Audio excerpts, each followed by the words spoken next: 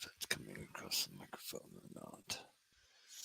Okay, we are on YouTube. Hello, everybody. Thank you very much for clicking on. Um, this is going to be an extended version of American Doofus channel, and we're going to do something different tonight. I'm going to wait here, stall, if you will, for a little bit, and give some people a chance to click on. My dog Oakley outside barking like a fiend, and I hope you can't hear that. I am going to have to. Um, I'm going to have to, when I do the first segment, when I've got the first segment on, I'm going to have to go get her inside. So, hey, somebody. Okay, all right. We're starting to get some people in here. Hello, everybody. Thank you for clicking on. Um, Again, I'm stalling for a little bit tonight instead of jumping right into things.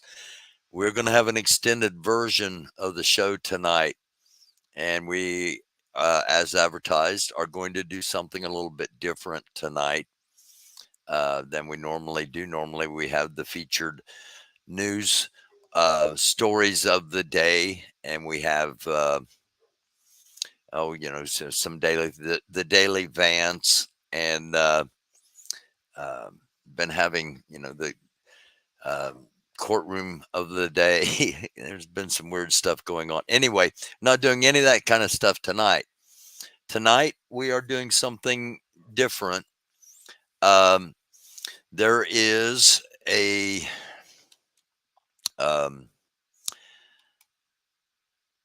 there's a documentary out, and it's called, I don't know what it's called. And I'm not actually, I shouldn't say that because I don't think the documentary is out yet. This is raw footage of what will be a documentary, I believe, and also be a court case. So, and sometimes you'll hear them say, "Okay, can you make that into more of a legal statement for the court?" Um, so let's hop right into this. Again, thank you all for clicking on. This is a long piece. We may do it in two parts. We may do part one tonight and part two tomorrow night. I don't know. We'll see how it goes. I am going to pause the piece several times and see. I'm going to check in with the chat, see what's going on. So do get into the chat tonight. And as this rolls along, if you have questions, comments, statements, let me know. I'm going to be, like I said, pausing it throughout and checking in on the chat to see, see what everybody's saying. I've watched quite a bit of this, and some of it will be new to me because I haven't watched the whole thing. I watched enough to know that I think people will be interested to hear about this. Those that are interested, and not everybody's going to care. I understand. That's fine. That's why it's a big giant internet. But for those that do, we're going to play this piece and we're going to talk about it tonight.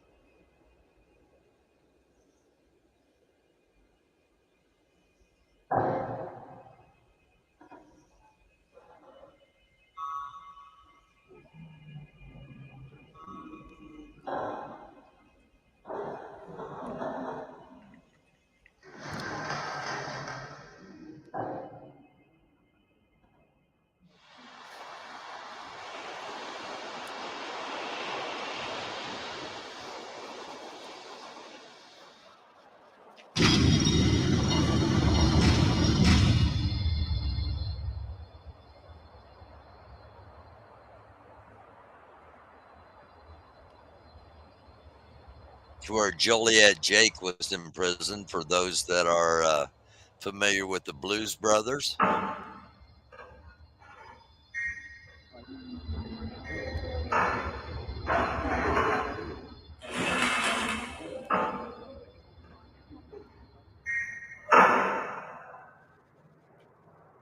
When Joe West first originally contacted me here at Stateville Prison, I was on a visit. The counselor came in the visiting room where I was at and stated that she wanted me to come out and make a phone call.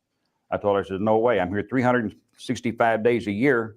I'm not leaving my visit to go make a phone call. I said, who's calling? She told me, someone from Texas named Joe West. I told him, I do not know the party. I said, tell them I'll call them on my time, not their time. I'm on a visit. Don't bother me when I'm on a visit. The next day, they got me out of my cell. They took me downstairs and got a phone call hooked up. I called Joe West to talk to him. I told him, you have 3 minutes to convince me why I should talk to you. As Joe started talking to me, I told him, I said, whoa, stop. I said, you're on a lot of touchy spots. I said, these phone calls are recorded. Every phone call going in and coming out is recorded. If you want to talk to me that bad, then I suggest you come and visit me. Joe West had me put him on his visiting list. He come up to visit me. He spent 2 days up here talking with me. The first day, I wouldn't even talk to him about the Kennedy situation. We got into sports, weather, generally about prison, local things, till I got comfortable with him. The next day, after I thought it over all night, Joe West seemed like a pretty nice guy. I really liked Joe. He had a magnetism about him. The next day, we sat down, we got serious, and then we started talking. I sit in the dining or in the visiting room with Joe. They gave us a pencil and paper. I sketched the entire Dealey Plaza out for him without any maps, without any pictures, nothing present. And I explained to Joe at that time, because Joe wanted to know where was I at. And I said, I'm going to put an X on the paper to signify me, but this X is not in the correct spot. I said, when the time comes, then I will put the X where it is supposed to be. What had you told him to know that that you were on Dealey Plaza? Pardon me? What had you told him that Joe knew you were on Dealey Plaza? Oh, I asked him. He said that someone had informed him that I was there. He said he had a reliable source. And I didn't know for quite a while who that source was. It was quite some time later before I learned the fact that the FBI was aware of my presence as early as 1964. Because I never knew that anyone ever knew about me. But Zach Sheldon, from what I understand, and I'm only quoting this from hearsay, that Zach was the one that stated and gave me to Joe West the information on me, that I was in Dealey Plaza. That's my understanding. Mm-hmm. Did you ever actually confess to taking a shot to Joe West? No, I never did. I make a statement. I never. Well, the whole thing is, like with Joe West died. He passed away, never knowing that I was one of 2 shooters there in Dealey Plaza that day. Joe West never knew I was on the grassy knoll. Do you have any thoughts on his death? Do you think that was natural? Joe West went in for heart surgery, and from what I was told and what I understood, that he had come through it fairly well, and he was on the road to recovery. But then I was informed there was complications with his medicine. He was allergic to it, or now allergy or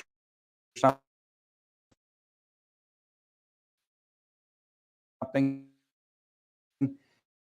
He saw that they killed him. The medication killed him. Had tampered with Joe's medication, and he had received the wrong medication because they wanted to silence him. That's what his wife. Yeah. Thinks. Okay. And why would they want to silence him? We had I shouldn't say we, I would say Joe West had the case in court. He wanted to exhume John F. Kennedy's body. And that's what he was fighting for. And at this point, when I talked to Joe West, I explained to him that John F. Kennedy had been hit in the head with a mercury round, a special load. At this point, I explained to him, he can use this in the courts to have the body exhumed because there would still be traces of mercury, because the traces of mercury do not disappear. It'll always be there. And so this is what Joe West wanted to go back with more evidence and use this to get Kennedy's body exhumed, to look for traces of mercury. And the court had accepted his case. The court had accepted his case. But with his death, the case died.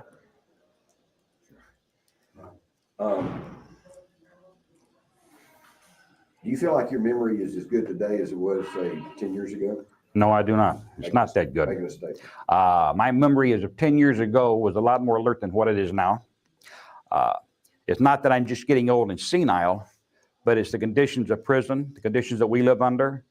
Our water here, when people come in, and I'm sure you was advised not to drink the water from here, to buy bottled water. But I've been drinking this water for the past 12 years with radium in it, so is every prisoner here.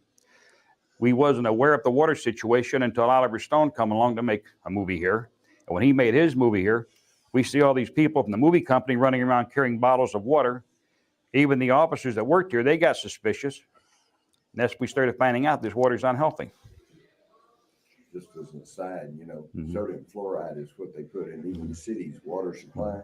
That's what the Nazis put in their water supply in those concentration camps to keep everybody pacified. Yeah. They keep us pretty well pacified, and they really kept us pacified since we went on about a 10-month lockdown, and they took the prison back and run it under their order now. And I mean, this place is really maximum control now. There is no movement here at all to speak of. Did you actually meet with Oliver Stone? I met Oliver Stone 3 times. Matter of fact, I have a paper that not Joe West, but Bob Vernon had Oliver Stone sign. Now, Bob Vernon come in after the Joe West deal. Bob Vernon took over for Joe West. Bob Vernon met with Oliver Stone, and he had him sign an agreement where they wanted to get me on film, but I refused to do that. I met with Oliver Stone 3 times. And you never told him your story? No, I did not tell Oliver Stone my story. I refused to discuss it with him. And like I said, I've got a copy of this. I got Oliver Stone's signature. Bob Vernon's the only signature on it. It states what it's all about. The only thing missing is my signature, because I would never sign that paper for the agreement. Why was that? I didn't like the man. Case closed. Case closed. And if you'd like, I'd be more than happy to send you a copy of the document. And it's got Oliver Stone's original signature on it. And it has Bob Vernon's signature on it. Well, I've got a raft of questions, but I'll tell you what, let's just go back to, and just let's go in chronology. Just tell me your own account again. You understand what we're really doing here is because that interview you gave Bob Vernon is kind of tied up in all kinds of legal stuff, right? Yes. And to help you and Pam, we're redoing this thing so that we can put that aside and move on. Okay. So now's when it starts getting interesting. Move on. Go back to when you first learned that there was a plot to kill Kennedy, and then just bring us forward into how it all came about. Excuse me. The first time that I knew about anything being planned on Kennedy, I'd heard a lot of rumors that nobody liked Kennedy. They wanted to kill Kennedy. They wanted to assassinate him.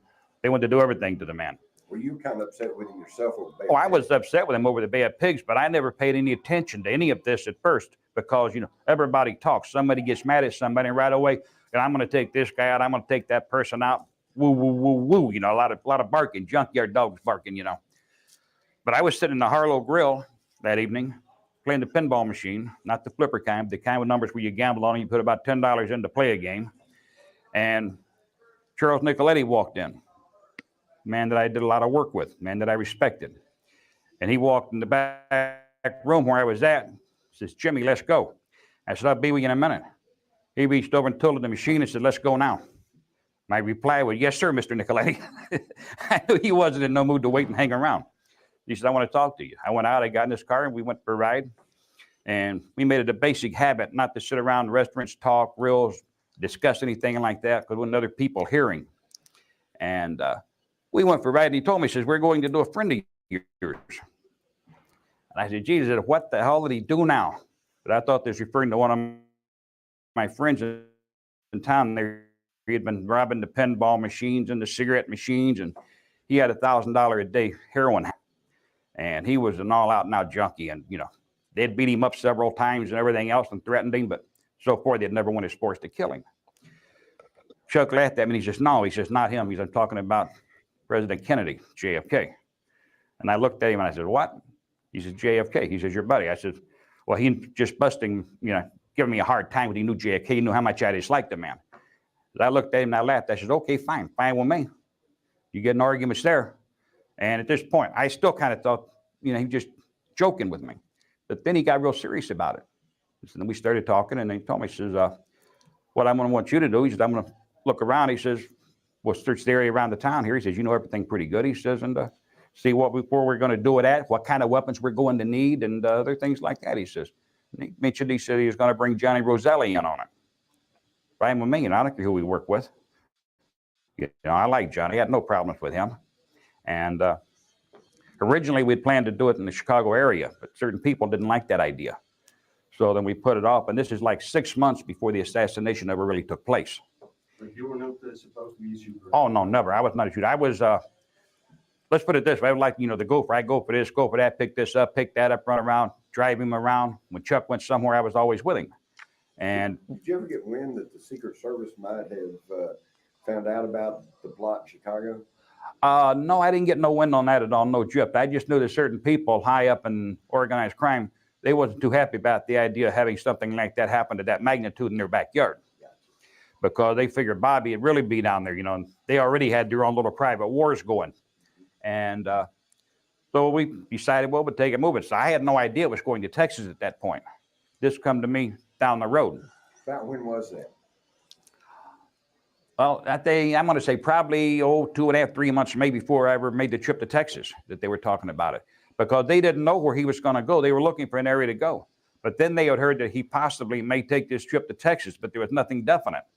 And I didn't go to Texas until that had been confirmed.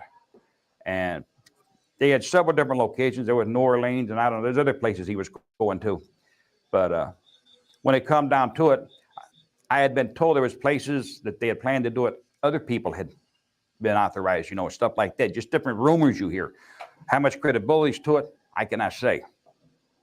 But when the time come, and we knew that it was going to be serious, and we were going to, Chuck was sending me to Texas, that's when I went down on Belmont Avenue, the old Valley place where they made the pinball machines.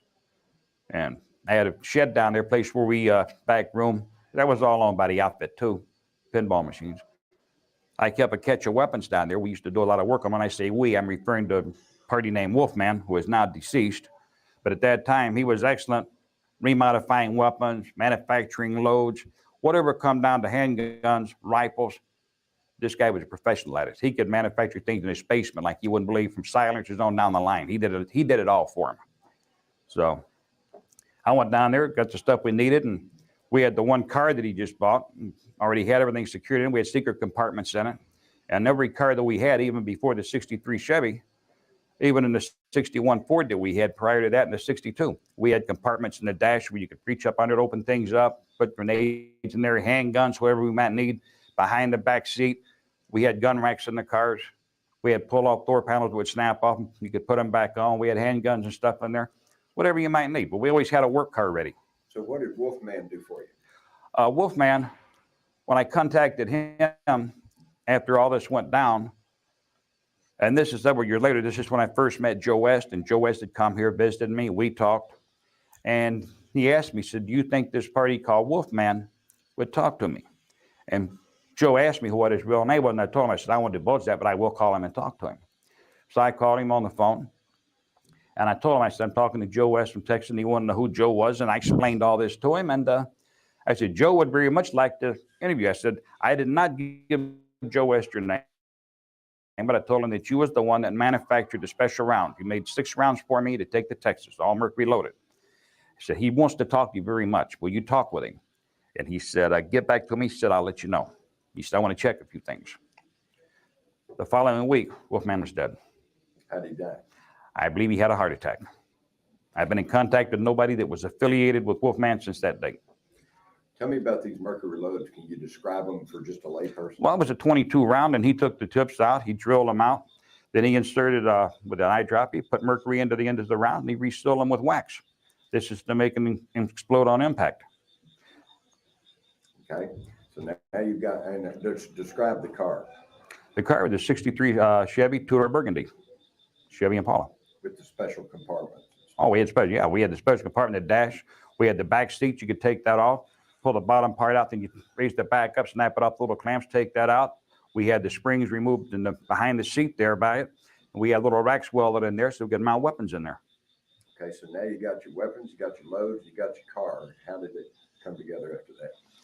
Well, just before I left, final instructions was, Chuck told me, he said, I want you to leave first thing in the morning. He says, and I don't want you driving at night. He said, I want you on the highway with a lot of traffic during daytime where nobody pays any attention to you. Let's go back. Give me a date or approximate date. I don't remember the approximate date, but I went down like a week before the assassination. I want to say I was in Dallas, in the Dallas area 5 days before the assassination took place. And what was the purpose of that? The purpose of that was for me to go to Dallas, look over the area, learn dead-end streets, railroad crossings, time for train crossings. They already knew the regular motorcade route that he would be taking, and they had already looked that over, and they wanted to see if there's any better places. And a lot of people had already decided on. I'm not the one that chose Dealey Plaza, but I was told to look it over very close and look and see if I thought there's any other place better. And I did the whole area from the route they had all the way through. I had Lee Harvey Oswald with me. All right, go back now. So about a week ahead of time, I think it was Monday, as I recall. Something like that. I'm not sure. Okay. Yeah. But you Okay, got to pause here for just a second. First of all, I'm pausing to add commentary so that we don't get a copyright strike, as we're not stealing somebody else's content. We are using the content for educational purposes to show something that may be historic. I don't know. This guy claims, as of right now, what we know is he claims to have been both worked for both the CIA and the mob, if you will, and he was met in Texas by Lee Harvey Oswald 5 days before the assassination. As I said, I've seen a lot of this, so he has a really compelling story. He's been in prison a long time, and for a lot of his life, but when younger, he was allegedly both working for both the CIA and the mob. And again, he just said he left from Illinois to drive to Texas, was instructed to drive through the daytime hours. And so that's probably a 14-hour drive, maybe more. So I don't know if he made it in one day. It kind of sounds like he did, and got to the destination in Mesquite, Texas, which is just outside of Dallas. We'll show you where that actually. Let's go ahead real quick and show you where that's at. Here's Fort Worth, here's Dallas, and then here's the Mesquite area. So it's kind of just outside of the 635 loop, if you will. And then pretty much in the center of Dallas is where we will find Dealey Plaza. And I'll show you where that is coming up when we get to that point. In the meantime, let's get back to the video. And thank you all for watching. Let me know what you think in the comments. If, again, we're doing something different tonight. So, and this is something where we can't have a really active, I can't be real active in the chat because I want people paying attention to the content. So maybe tomorrow night we'll do the same thing with something else, or maybe tomorrow night we'll just have like a talk show and I won't have any news other than, unless big things happen, and we'll just be more chat conscious. I want to do that again, and get focused on that here again. But in the meantime, this is a fairly significant video, so let's get back to it. I left on I left either Thursday morning or Friday. I don't remember which. I know I was in Mesquite, Texas, Saturday morning. Okay, but that's when Lee Harvey Oswald showed up at the motel where I was at. I arrived there on a Friday. I'm pretty sure it was Friday when I arrived there. Did you call anybody when you got to Dallas? I made 2 telephone calls when I got there. I called Charles Nicoletti, told him that I was on the scene and where I was at, in case he had to reach me. I turned around and made another phone call. I called David Atlee Phillips. I had a number to call. The call was put through to David Phillips, and he was notified where I was at, because I had not told him in advance that I was going to Dallas, Texas. And why did you call David Atlee Phillips? Because he always had to know where I was at, because he was my controller. For, CI purposes, special operations, or something that might be needed done. and you were supposed to stay in contact with him? We always stayed in contact. We had numbers to call. What happened after that? He said, thank you, and let it go at that. We didn't have any great discussion on the phone. I told him where I was at, the location, and through David Atlee Phillips is the only way that Lee Harvey Oswald could have known where I was at. But I'd called no one else. I made 2 phone calls. Where were you staying? I was staying at the Lamplighter Inn right there in Mesquite, Texas. And then the next thing you knew, Lee Harvey Oswald showed The up. following morning, Lee Harvey Oswald was there. When he knocked on the door, I opened the door and I was shocked to see him, because I didn't think anybody knew where I was at except for the other 2 people. Why is Phillips the only one who could have sent Lee Harvey Oswald? Because Charles Nicoletti had never met Lee Harvey Oswald. He didn't know him. He did not know him. You say you were shocked to see him, but did you know Lee Harvey Oswald? I had known Lee Harvey Oswald prior to that, yes. How'd you know him? I know him from earlier operation that we was on with David Phillips when I was running semi-automatic 45 caliber submachine guns down to Clinton, Louisiana. They were made, I think they were manufactured by Knoxville Arms. They were not the old Thompson. They looked like a Thompson submachine gun, but they were not Thompsons. They were only semi-automatic. And they were very cheaply made. And how did you meet Lee Harvey Oswald? Who introduced I met Lee Harvey Oswald through David Atlee Phillips. When I got down there, he introduced me to Lee. Was it your understanding that Phillips was also Oswald's CIA contact? I learned that when I was down there. That is the first time he introduced me to Lee Harvey Oswald. And he also instructed me that Lee could be trusted and that he was Lee's controller.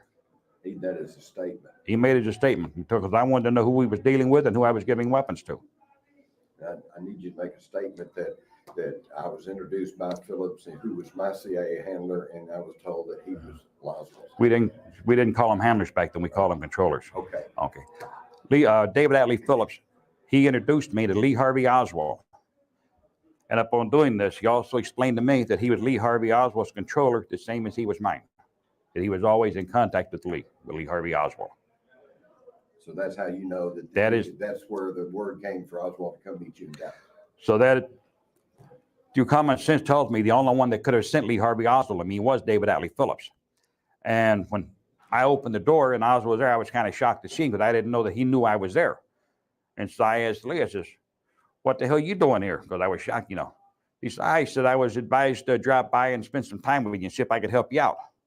I said, help me out? He said, yes. He says, somebody wants me to show you the area. And I said, okay, let's come on in. So he come on in. So we sit down and we talk. And I was young and cocky at that time, and I'd just come out of the shower and everything, and I was combing my hair. So I had a camera there. So I told Lee, hey, make a couple of pictures while I'm here in Texas. And so Oswald made a couple of pictures of me, and then he said, let me have the film. I get it developed. I said, no. I said, I get the whole roll of film. So that was how I got a couple of pictures made that people have recently asked me about. But, Was that, whose camera was it? Yours or my his? camera. Your camera. Yeah. But he was going to take the film, turn them in, get them developed. But I you said, weren't no. Then we'll let that film go. I do my own work. How did he arrive at the motel? He arrived driving a Blue Falcon, Ford Falcon. Do you remember what year model? No, I don't. It wasn't brand new. It was a couple of years old. So he could drive. Yes, he could drive. When he met me in Clinton, Louisiana, he drove up in I want to say Chevrolet truck. It could have been a Ford. I want to say pickup. It was a pickup truck. Let me put it that way. It was an old pickup truck. And we put the weapons in the back end of it and pulled the tarp down over the weapons. What color? Do you remember what color pickup? I believe it was green. It was a real, I don't know, dirty, yucky green, whatever you want to call it. Darker green, like, you know. It hadn't been washed in a long time, and there's a lot of rust on it. That's about the best way to describe it. So did you and Lee Oswald drive around Dallas then? We drove around Dallas. Lee Harvey Oswald and I, we drove around Dallas up to right before the assassination. I did not see Lee Harvey Oswald on the morning of the assassination.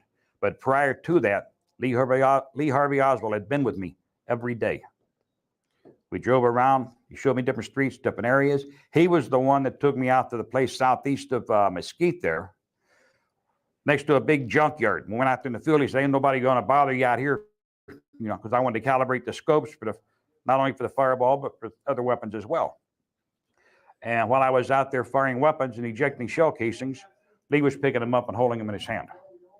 But I didn't want to leave no casings or nothing behind, and I'm busy firing, so I looked at Lee, grab them casings. And that's what he did. He picked them and he held on to them until we got ready to leave. So I calibrated my scopes, set things up, put the stuff back in the car, and we got back in. We went riding around, and I wanted to know the railroad crossings. I wanted to wait and see what time trains come through.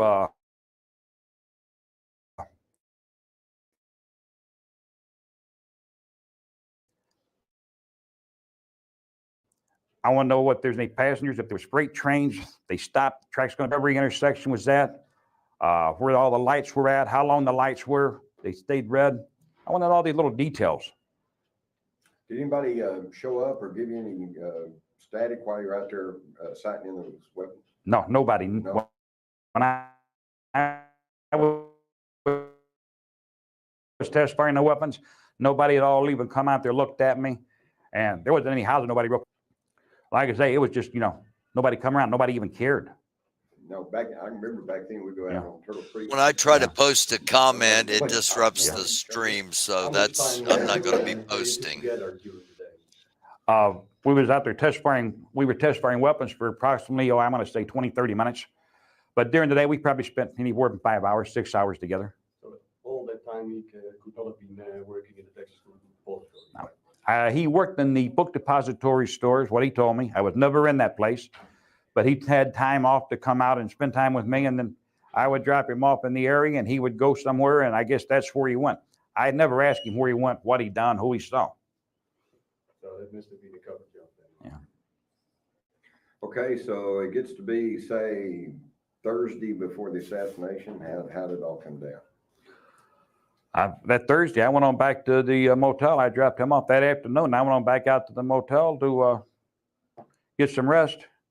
And the following morning, I'd gotten a message that I was supposed to call Leo at the, I think it was the Dallas Cabana. And I called over there and answered the phone to Leo because Mr. Nicoletti didn't want his name used. I knew he'd come in late. I didn't know when he come in. I didn't know how he got there.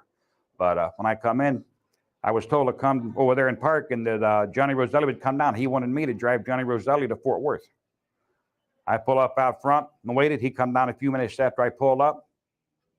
I never went in the hotel, never asked for anybody. He come down and come outside because he knew I was en route. And I drove from there to Fort Worth, Texas with Johnny Roselli in the car. So that was Mr. Nicoletti went with you? No, Mr. Nicoletti did not go. Just Roselli? Just Johnny Roselli went with me to Fort Worth. Did you know Johnny Roselli prior to that day? I had met Johnny Roselli before. I'd met him in Florida, Miami. Any jobs with him? Never any jobs with him. I'd talk with him and around, but we never, we was probably involved in some of the same operations or things, but with the same people, but we never went out and did anything together. Were you aware that Roselli was working with the government in anti-Castro? Yes, I was well aware of that. He was, I was well aware that Johnny Roselli was involved in the government actions. He was like the license between CIA and organized crime, and he was heavily involved in the invasion of Cuba, Bay of Pigs, Chiano's Bait, whichever you prefer to call it. But he was also very tight with Frank Sturgis. Frank Sturgis headed up the SAO, which is the secret army organization, what this is all about. And they've had so many different code names for wanting to kill Castro. I couldn't even name half of them. But every time you turned around, somebody had a new operation going. But I'm sorry, did you ever hear Mr. Roselli is called colonel, or did he have any military credentials? I don't remember what the total name was. I know he was called colonel once in a while. I can't remember the name of it. I know he was called colonel. But that was, as far as I know, Johnny Roselli never held any rank of any kind.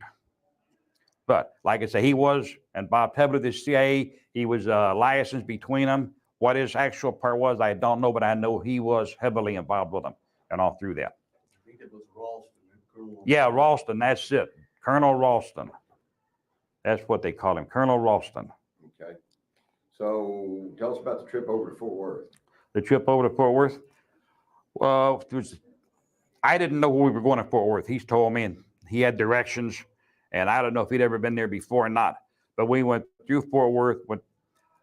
I remember the exit was, we got, well, I wasn't an exit really. It's like University Avenue or University Boulevard. The name University, that's all I know. And I know it was on the south side, and then it's on the west side of that street. Just a couple of blocks off, and there was a pancake house, fairly new one. You know it's still there? No, I didn't know it's still there, but Still there. it's been there long. I guess they made good pancakes. I know that. Sure. But that's where I had my first Belgian waffle. Why did you go all the way to Fort Worth? And excuse me, I got to clarify one thing. I didn't have a Belgian waffle that morning. I had the Belgian waffle there a few years later. But Dealey went there to meet some. Okay, first of all, thank you all for being here. I'm going to reshare here so that hopefully we do not get interrupted. Every time I try to post a comment, I was going to say hi to Peace, Love, and Sunshine. Hi, Peace, Love, Sunshine. Pat Tolliver, Max, NGA, Fred. Thank you all for being here, and thank everybody watching that's not in the chat.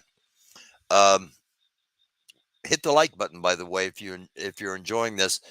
We're doing something different tonight from what we normally do on here, and we are playing an interview with Jim Files, who claims that he's the one that actually fired the fatal shot on John F. Kennedy in Dealey Plaza, November 22nd in Dallas, Texas.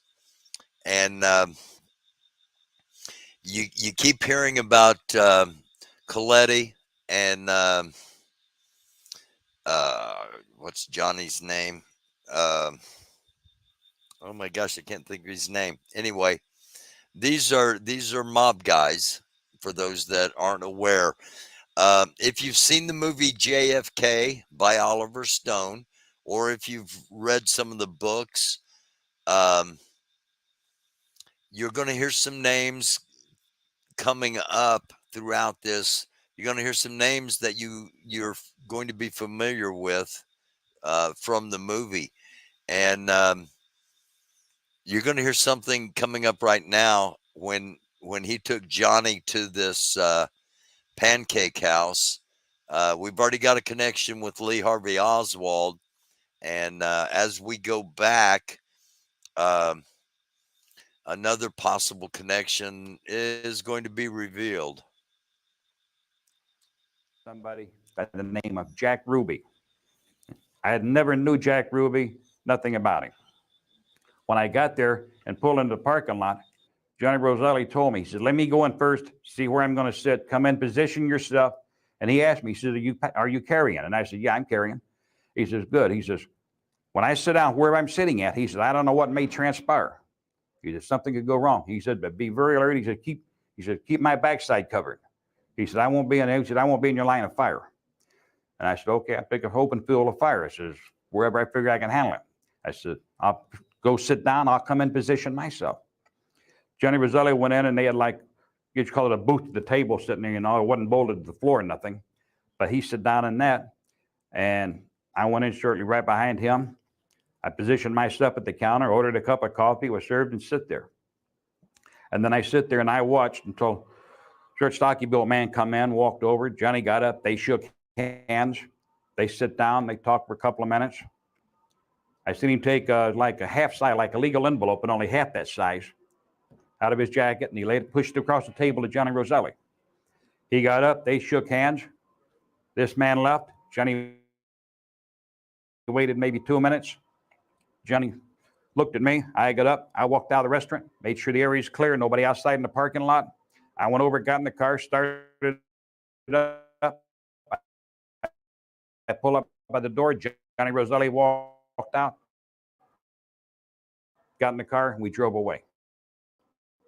Did you? Dallas. Johnny and me was riding down the road. He didn't open the envelope right away.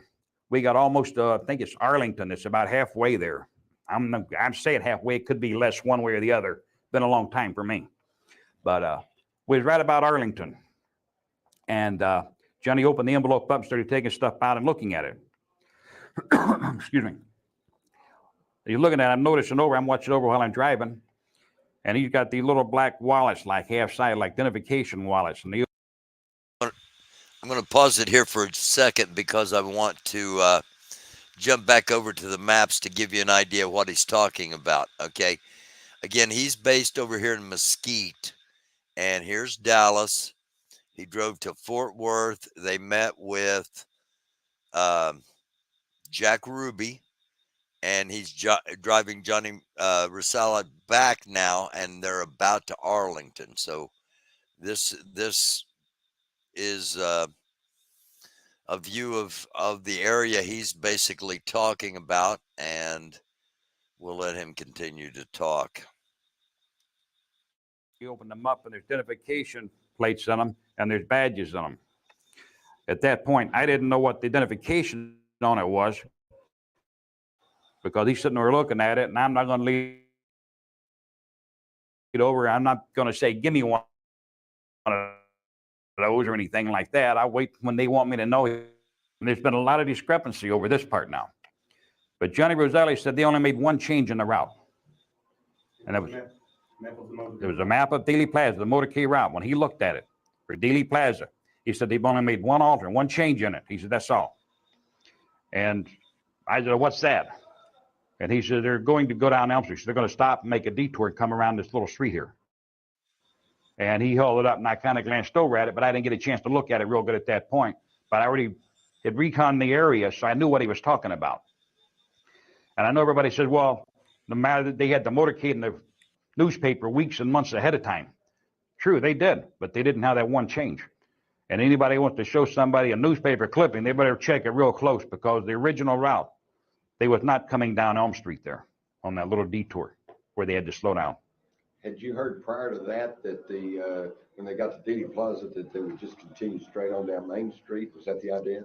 The original plan was that we'd be shooting at a fast-moving target, and Nicoletti had no military experience, and I already had advised him that he would have to shoot high and the target would be going away from him, that he would have to shoot above the head. And we were going for a headshot. And I told him, it's going to be hard for you to get from there. And we're getting a little bit ahead, though. Before we got into this part, Let's go back. because Chuck hadn't got to Dallas that week. He only come in. I had seen him that morning. I hadn't seen Chuck in person until I went with Johnny Roselli to Fort Worth and come back. Johnny Roselli got out of the car, went upstairs. Charles Nicoletti come down. Mr. Nicoletti got in the car with me, and we drove to Dealey Plaza. All right, back up a half second. How did Roselli get to Dallas? At that point, Roselli, he mentioned to me, Johnny Roselli, we was on the way to Fort Worth. And I asked him, when did you get in? He said, I got in this morning. He said, I got in early this morning. He said, I hadn't been here a couple hours. And I said, how'd you get in?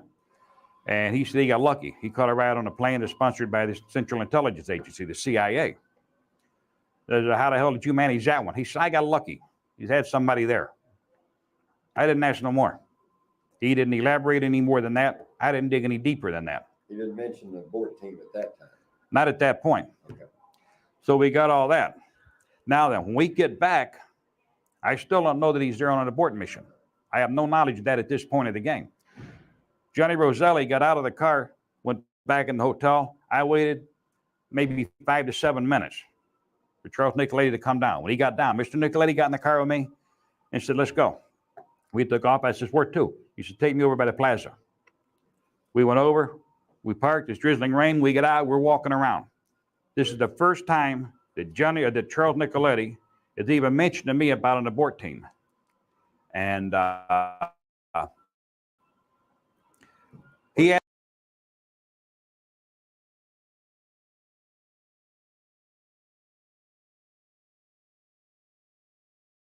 Going to pause it here again. Sorry.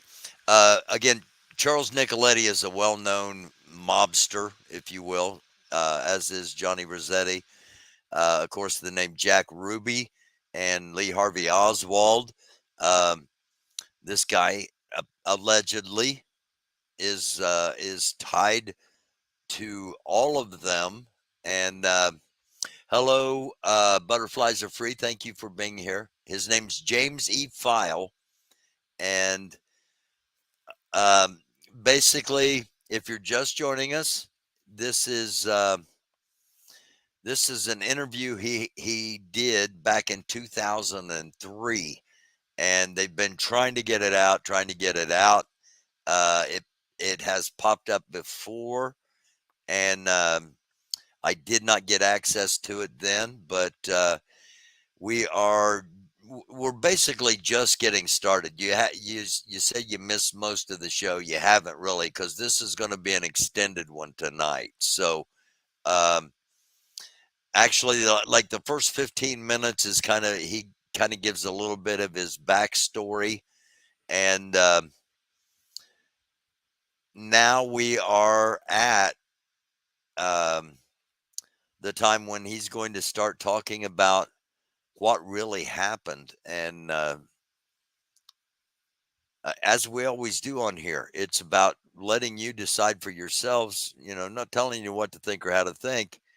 But what this guy says is definitely something I believe worth thinking about. And let me get back over there and get this thing restarted. Again, thank you all for being here. Asked me. What do you say? While we're walking around, Charles Nicoletti asked me, he says, how do you feel about being backup? I said, what do you mean backup? He said, how would you feel about being backup as a shooter for me? I said, what happened to Johnny? What's with Johnny? And he said, Johnny's a little bit paranoid on this. He says, the CA's called the hit off. He said, they don't want the hit to go down. And I said, what'd you say? Chuck's exact words were, fuck them, it's going anyway. And I told him, I said, what about Johnny? He said, well, Johnny's good. Johnny will be with me, he says, but he's not going to be a shooter. He said, he doesn't want to go against the orders. He said, he's been told he flew in here specifically to abort this assassination. And he say he got cold feet? No. When we was talking, when I asked him about Johnny Roselli, I said, how come Johnny's not going to be a shooter? He said, well, he doesn't want to go against the orders of the CIA. He said, what he wants to call off. He said, he flew in here as an abort team. He said, they flew a plane here specially with him on it to tell us to call it off. And so I asked him at that point, I said, what'd you say? He said, I said, fuck him, it's a go. He said, we're going to do it. He said, Jimmy, he says, we can't call this off. Only one man can stop it. He said, and he's here. If he wants us to stop it, he said, he'll notify me. He said, I'm not going on somebody else's word. He said, as poor as it is right now, I have a go. He says from the boss, he says, we're going. Now, who was the one man that could have stopped it? There was only one man. Charles Nicoletti did not say his name at that point. He just said the boss. I knew he's referring to. He was referring to Sam Giancana. Who was he? Sam Giancana, he was the number 2 man at that time. A lot of people's going to tell you he was number 1, but not true. Tony Accardo was still running things. He turned things over. He had Sam Giancana running all this operation and everything, but Tony Accardo was still the man, and he was still calling the shots on whatever went down, whatever was done. So anything Giancana said had to at least have the okay of It had to be sanctioned, and it had to come through Tony Accardo. We're talking about the Chicago crime. We're talking about only the Chicago area alone. There's a question right there. To your knowledge, was there involvement of any other crime families? Marcelo, Trafficante? I knew of no other crime family being involved. I heard rumors, but do I know if anybody else was involved? No, I do not know if anybody else was involved. Okay. That would have been out of character for them to even notify me about that or anybody else. That only stays up in the higher ranks of the family or the people or the crime family, whoever you wish to describe it. And when things are handed out, like different departments, different people get different things. Somebody might be into bookmaking. Somebody handles the bookmaking. They pass that out to one party. This party, he distributed amongst the people in the area because everybody's got a little, what we call territory at that time. And somebody else might be into loan sharking. And you might have somebody running cardi theft. You might have somebody else running chop shops, which eventually I got into, which led to my federal prison sentence. But when it come down to murder contracts, that was a whole new thing. Then we had somebody else that handled the liquor license. but everything was distributed amongst different people. And whatever moved, including the garbage at that time, even the garbage was controlled by the outfit. And one party, and this can all be confirmed, I believe he's still alive. He's very old now, but his name was Zaccaro. He had the garbage pickup at that time there. And he was strictly informed that if he picked up another can of garbage, he would be in his next garbage truck going out to the dump. They took over his business, and then he went into the junkyard business. And later on down the road, he became involved in a place out in Elk Grove Village, his very big place called Globe Auto Wreckers. Okay, so His son's now running. so once Mr. Nicoletti said we're going anyway, what happened then? That's when he What has. time was that? Yeah, about what start about what time? This would be approximately 10:30. Yeah. This here would be approximately 10:30 a.m. Johnny wrote, or excuse me, about 10:30 a.m. Mr. Nicoletti told me he asked me to be the backup shooter, and that was the first inkling of anything that I would ever be involved in the assassination itself. Prior to that, I was only know the area and transport weapons. Was the weather clearing by that time? It started to clear. It started clearing about 10:45, I believe. The best I can remember. I could be off a few minutes.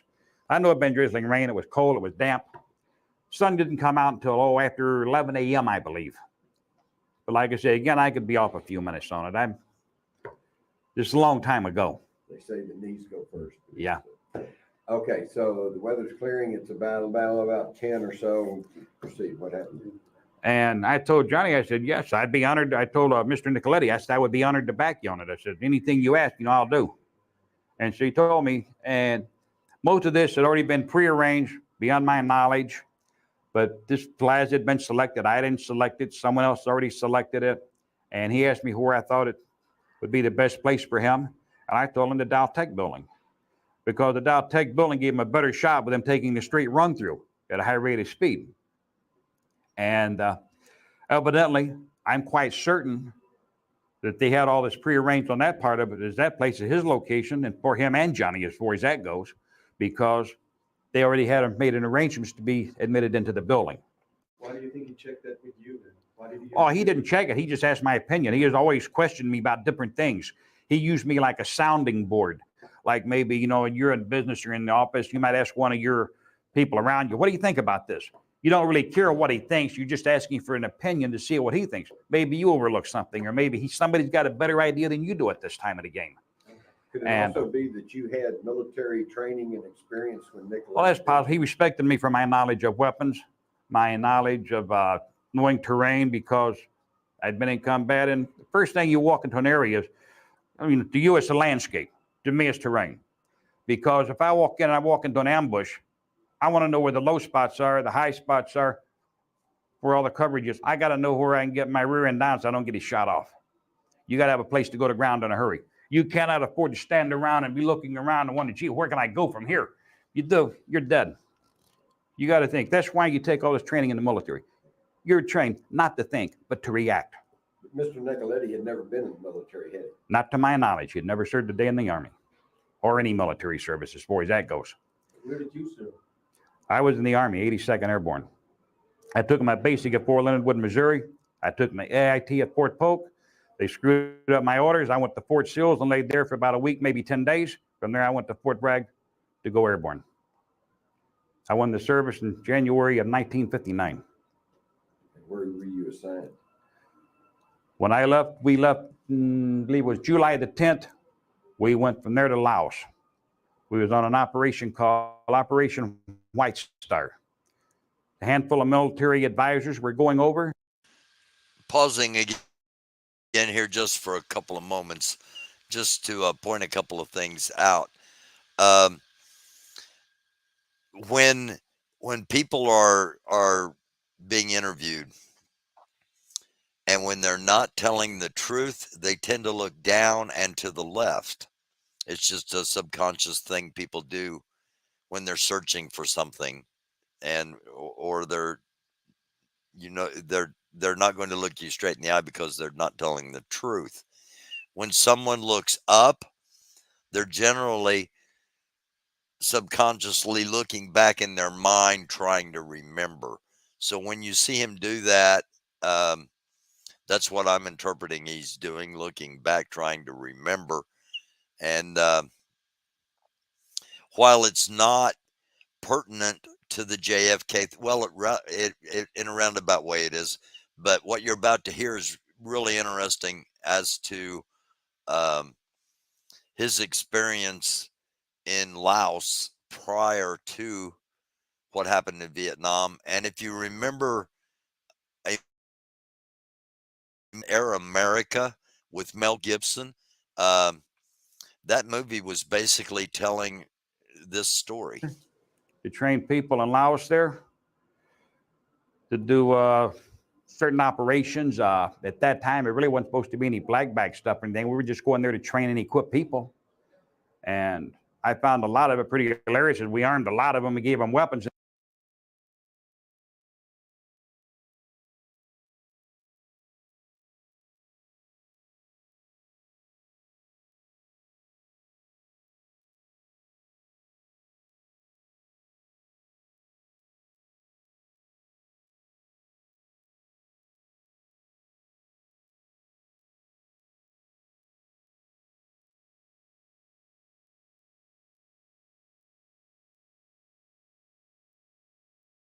And they all took the stuff and they all ran up north, and we had to fight them later. But that's how we basically done things all the way through the years in history. Did they call it counterinsurgency at that time? Oh yeah, they call it counterinsurgency. What I found the most amazing was the place called Vietnam, just outside of Vietnam. Not Vietnam, don't get it confused. This is Laos, up in the central part of a place called the Plain of Jars. There's a large, well, pretty good sized town back then called Vietnam. On the runways, most.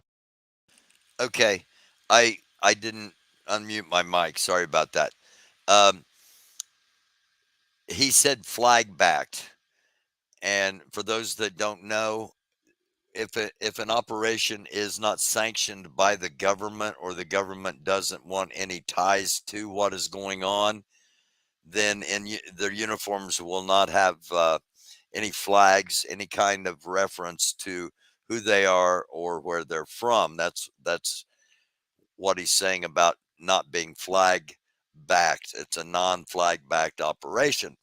And also, I don't know if you heard it or not. I don't know if my mic was on or not. But for those that remember the movie Air America with Mel Gibson, this is primarily what he's talking about. In a roundabout way, it's tied to the Kennedy assassination, because speculation is Kennedy was assassinated because he was going to pull out of Vietnam, which would have cost a bunch of people a lot of money. We've talked about it on here before. But again, this isn't directly related to the Kennedy assassination, which is the primary focus of the interview, but a very interesting story. And let's get back to it. Most of them were dirt, and they had steel matting down on it for planes to land on. The Russians used the same runways that we did. We drank in the same taverns that the Russians drank in. We shopped at the same stores. We knew the Russians, they knew us. But no, we didn't bother each other. They trained other people, we trained other people. It was just a close operation. Was there more than one of these White Star teams? There were several White Star teams, but they all worked in individual groups. And one group would never know what the other group was doing for the specific reason. Each group was on its own to a certain extent, but they did not know what the next group was doing in case they were captured, tortured, killed, or whatever. They could give nobody up. Right. Did you ever hear the name Colonel Fletcher Prouty? Yes, I did. Colonel Fletcher Prouty, he was the man in charge. Excellent man, excellent warrior, soldier, good leader. You knew him? I knew Colonel Fletcher Prouty personally. Yes.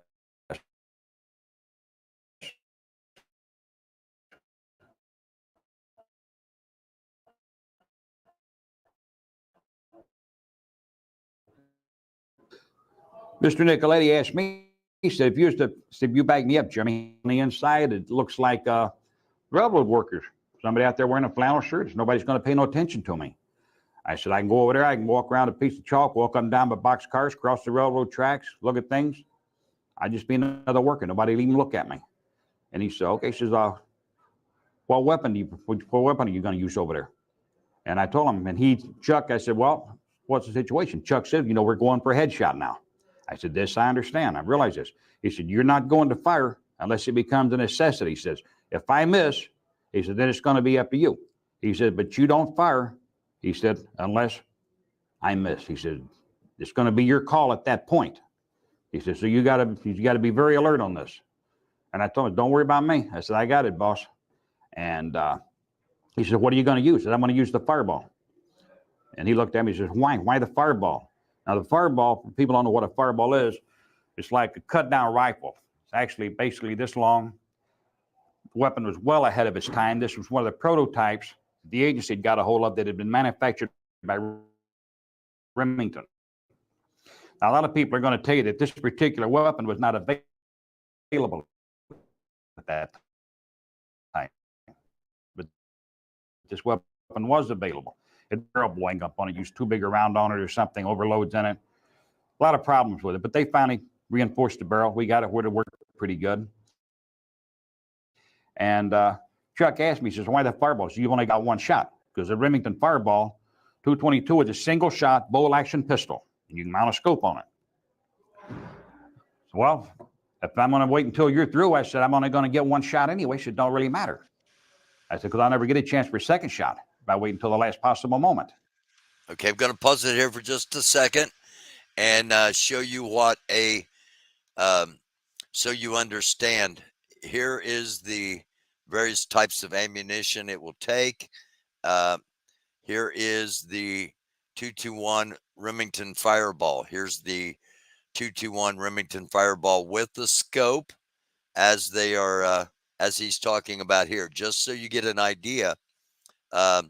This is the weapon exactly that he's talking about.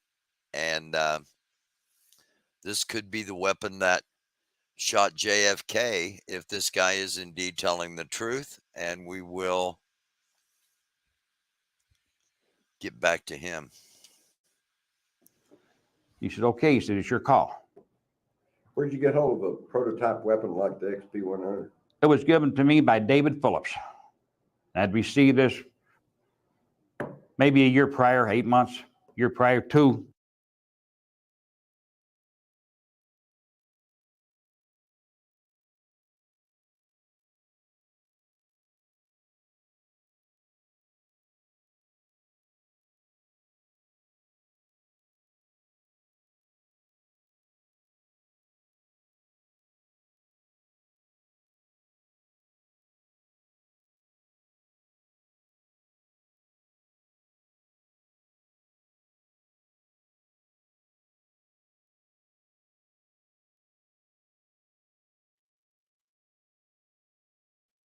Twice before on assassinations, but nobody like a president or nothing. But it was good for using.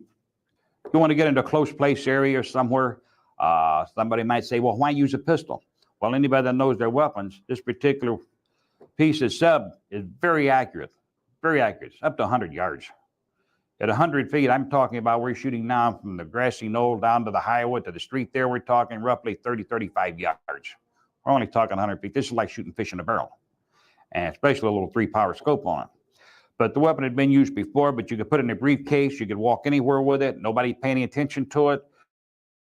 The case that I had set up, I had a little loading press inside for it. Everything was packed in foam rubber inside. The case was watertight, waterproof.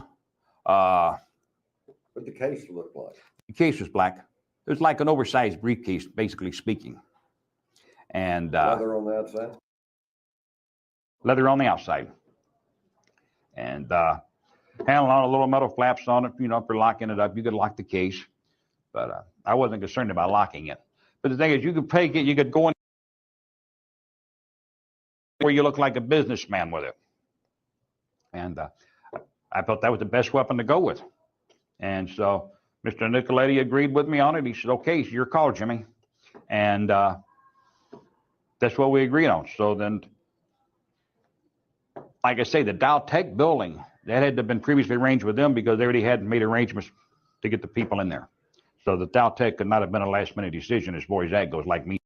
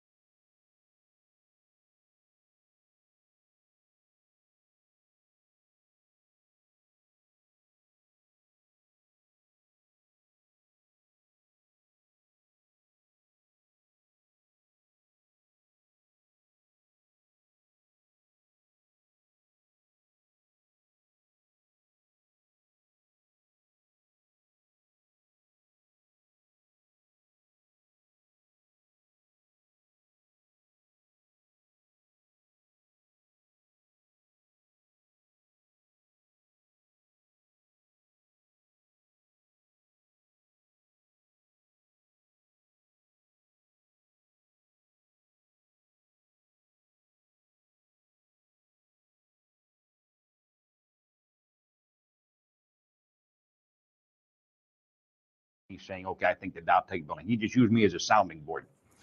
Now, when But, you say had arranged to get you in the Dowtex, I mean, that was an office building. Anybody could walk in and out. You're talking about getting into a specific Getting into office. Pacific office, into Pacific area, Make a somebody. statement, make a Okay. statement. Reason they needed somebody there to get them inside. Anybody could walk in and out. But the sole purpose of having a connection there, somebody that could get you into a place, into an office where you could open a door and you could have a window to shoot from. If you don't have an opening, don't do you no good to get in the building. You've got to be able to get into somebody's office. Office is not being used, nobody around. Otherwise, the door would be locked. You'd have no way in. Do you happen to know which office that was? No, I do not know which office it was. What'd you do? What did I do? We rode around there. We walked around the plaza for a little bit. I took him back over. I dropped Mr. Nicoletti back off at the Dallas Cabana. And he got with Johnny. They therefore went back over there. I told him where the car would be pulling alongside the building there and parked. He told me that they would come out of the building. They would get in that car. Now then, I did not drop Charles Nicoletti or Johnny Roselli off at the Dowtech building. They got in the building. They were there on their own. I told him where the car would be. It's his car. He knows his car. He knows what my job is. They'll be in the car. He'll be in the front seat. Johnny will be in the back seat. I'll get under the driver's wheel. I'll set my briefcase between the front and the back seat. We'll drive away. Where did you drop them off? When we pulled out from the side of the building there, I made a right and turn on to Houston. I believe that would be going north. I'm not sure now in my direction, but I made a right on Houston and went up Houston to a major intersection, about 4 or 5 blocks, maybe 6 blocks, whatever it was. Then I took a left-hand turn. I went down close to the freeway there, and there's a gas station there. I want to say Texaco, but it could have been something else. Might even been a mobile. I'm not sure now. But they had a car there. This is where they told me stop. This is where he told me he would be getting out at. You know, you go down here, we got a car waiting for us. And I drove down there. They opened the door. They got out. They started walking across the parking lot. Now, this is before This is after the assassination. After, This okay. is after the Let's go back to assassination. Before, you said you didn't let them off at the Dallas. And I took Charles Nicoletti back to the Dallas Cabana to meet with Johnny Roselli. Okay? After you walked around the. After we walked around Dealey Plaza. There's still another hour to go probably before the assassination is going to go down. Make that statement. Okay. After we walked around for about an hour, I didn't miss that. After we walked around the Dealey Plaza, I took Mr. Nicoletti back to the hotel, let him out of the vehicle. He went up and got with Johnny Roselli. I took the car back to secure it where it's supposed to be, make arrangements. And he asked me, what if you can't get a parking space there? I told him, don't worry, I'll have a parking space. If I have to, I'll steal a car and move it out of there. I said, we'll be parked there. Just look for the car. And at this point, he told me, when we come out, he said, I want the car close so I can get in it right away. But he'd be carrying a rifle underneath his top coat, like his jacket, his top coat. And he would come out of there and secure that in the trunk. He'd put it in the trunk. He had to keep it in the trunk. He'd put that in the trunk, close the trunk. Johnny get in the back. Johnny Roselli would get in the back seat. He'd get in the passenger side. I'd come walking up. I'd get in the driver's side. I'd enter my attaché case, briefcase, whatever you want to call it, gun case in between the front and the back seat. I'd get in, start the car, we'd drive away. I'd make a ride on Houston. I'd go down Houston, several blocks there. I forget the intersection. Make a left-hand turn, go down by the gas station just before you get by that freeway there. And that'd be the Simmons Freeway at that area. And they got out of the car. They had a car waiting there. Which car it was, I don't know. Never watched them walk across the parking lot to it. As soon as they got out, the door closed, put it in gear, and I drove away. I went back to Mesquite, Texas. Okay, again, though, that was after all the shooting. That was after all the shooting. After I took Charles Nicoletti back to the hotel, I went back to the plaza, secured the car, got my briefcase out with a gun in, with a fireball in it. I went into the railroad yard. I secured that over there, put it away so nobody see it. Reversed my jacket inside out. I'd taken my hat, grape door like, and my jacket was a gray poplin. We had these car jackets back then. They were like waist length, not a short jacket, but they kind of come down a little bit. There's no car jacket like made out of a material that they no longer use. It was called poplin. You might remember that material. The poplin material, grayish color, had a shine to it. Excuse me. That's what the jacket was like that I was wearing. A pair of gray pants with it. And I reversed the jacket and it had the offset plaids in it, like, you know, kind of like checker on the inside. When I turned it over, it looked like one of the old gray flannel shirts that we used to wear out, you know, when you was doing work in the yard or something or another. Excuse me. And I walked around the railroad yard and I was waiting for the time to pass. Time was coming on. And when I heard the roar of the crowd, I'd been over by the fence and I got there a few minutes early. I'd reach down, I'd taken the scope off the weapon, and I'd look up and I'd look over the fence and I would looking for people. What I was looking for was not to see who I knew, but I was looking for people that would be carrying a bulge like up under the arm. I'm looking for somebody with a weapon. This way I have an idea. For security people? I'm looking for security people, cops, undercover, security, off-duty, whoever might be carrying a weapon, bulge along their hip, behind their back, like I say, under the arm and a shoulder holster. I'm looking for these little bulges. Most people don't pay no attention to that, but this is what I'm looking for. But then my amazement, I recognized several people out of the past that were in Dealey Plaza. Did I go talk to them? No, but I recognized them and seen them there. Who was that? I remember Al Oliveira, remember seeing him there. A lot of people say Jack Ruby was never there, but he was there before the motorcade got there. I know that for a fact. And even though I didn't know Jack Ruby, but I was as close to him as I was you in the coffee shop, but I never spoke to him. I was never introduced to him. Never said a word to Jack Ruby. But I was that close. I'm looking at the back side of him, and I'm pretty sure that was him. Diaz was there. I believe his name was Tony. Tony Diaz is what I know him as. Richard Kane, he was on scene. He was in the crowd. He had been there early. He was leaving. He was walking like away. Philip Alarezo, I know he was there that day. Where he went, I have no idea. But there were several people I saw. How about Frank Sturgis? Frank Sturgis, he was there. How did you know Frank Sturgis? I knew Frank Sturgis from the Bay of Pigs and from the SAO. I also knew Orlando Bosch. He was on scene. Orlando Bosch. I don't know if you're familiar with his name or not, but he was also present. There's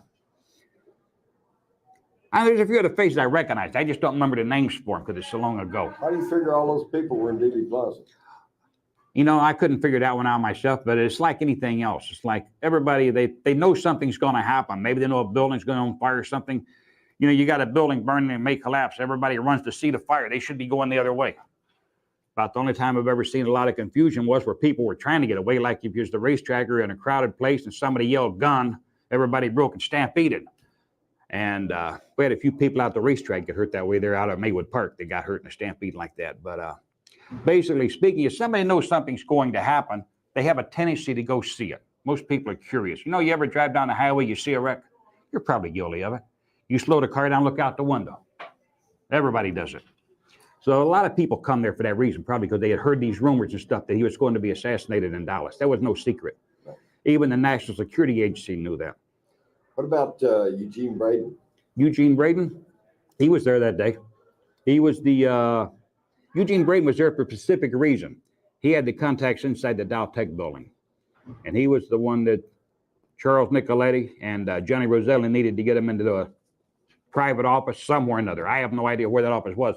I was never in the Dow Tech building myself. I can't even describe anything in there. So you probably stood behind that fence there for some little time. Only for, I stayed away from the fence. I stayed basically in the yard, walk over the fence, look over it, spend a minute, then walk back away again. But I was observing the area. Were you a smoker at the time? Oh, yes, I did smoke. Were you smoking cigarettes that morning? I was smoking that day. Careless.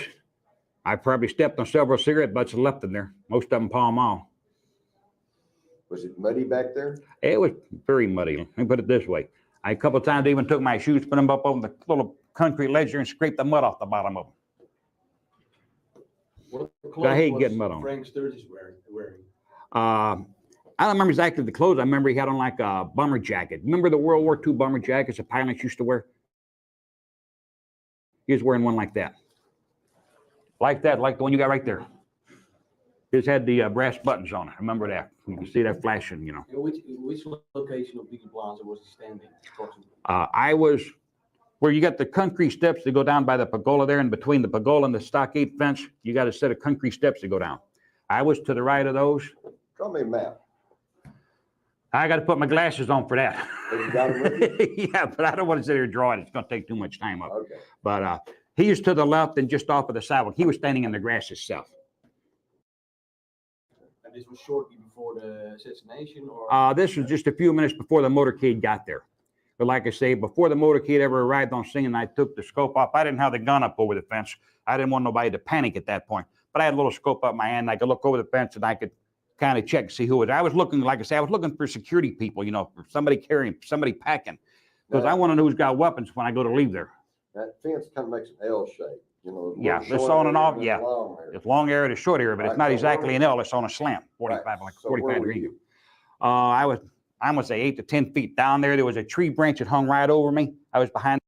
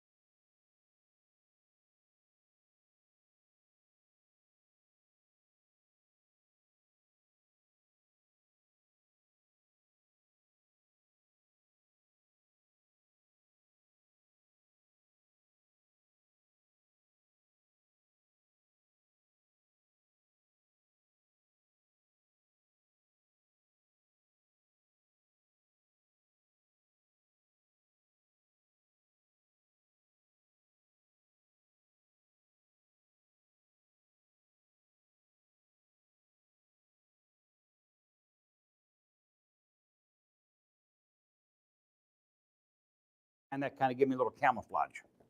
Okay. Did you ever see an ambulance come by? No, I never paid no attention. I wasn't watching the vehicles that passed by. I'm looking at people. What I about never that? noticed an ambulance. You didn't see an ambulance with red lights? No, I might have heard a siren. I don't remember. I had all that tuned out. I'm in another complete mode. Sirens, lights flashing, ambulances, police. That don't bother me. I'm not there to look for those things. I'm there looking for other details, for other things. Okay, so then what happened? The motorcade came? I'm checking everything. I got most everybody, and just basically where a lot of different people are standing at. And I want to make sure that there's, like I say, I don't have any cops right next to me because, you know, something happens and I have to shoot, you know, I don't want to have to shoot anybody else unless it becomes a necessity. So I walk away from the fence. I come back over, secured everything, got it ready. I could hear the rumble, the people murmuring. So, you know, the motorcade's approaching. So then I got ready, opened it up. I'm holding the Remington fireball down below the fence at this point. Motorcade come down, I believe that's Main Street there, come down on Houston, turn back around on Elm there, come down that little side drive there. Oh, when it come down, I made its first right, that's when I brought the weapon up.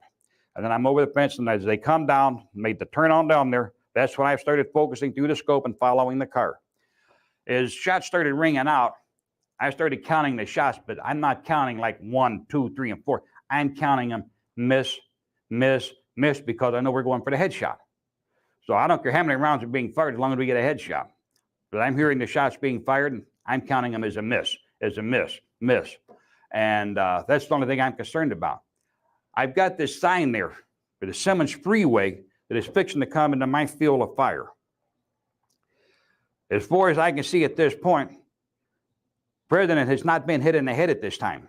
I've seen the body lurch. I know he's been hit. How serious, I don't know.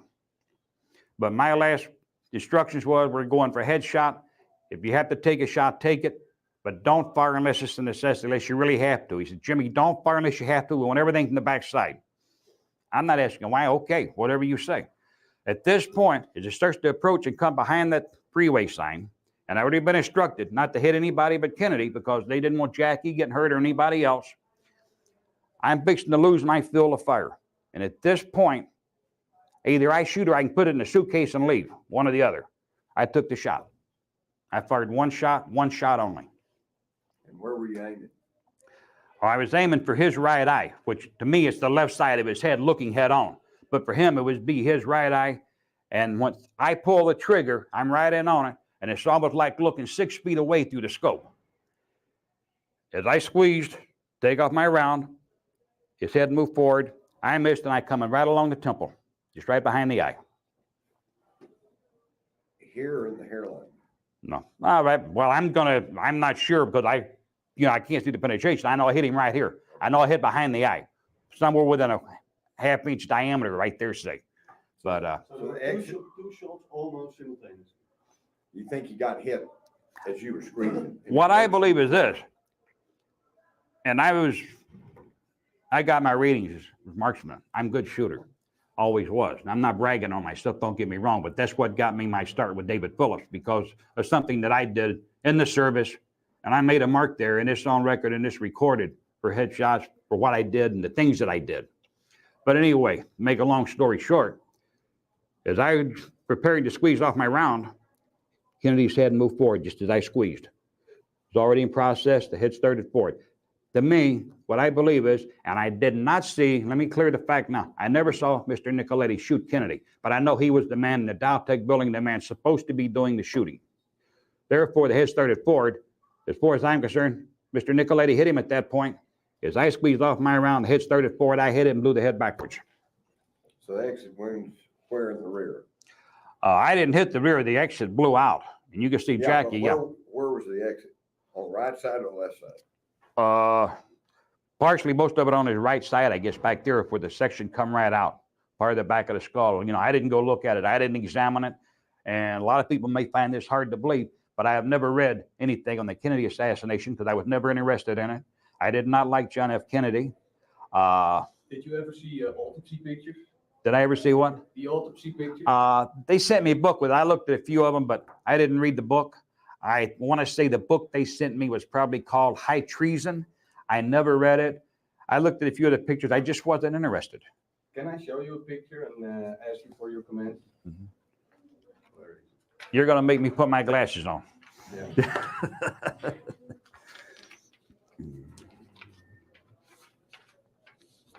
That's one. What do you think of that picture? That's the back of Kennedy's head. From what I'm looking at here, looks like part of the flap on the side is missing. But I don't see very much in this picture here, the back of the head missing.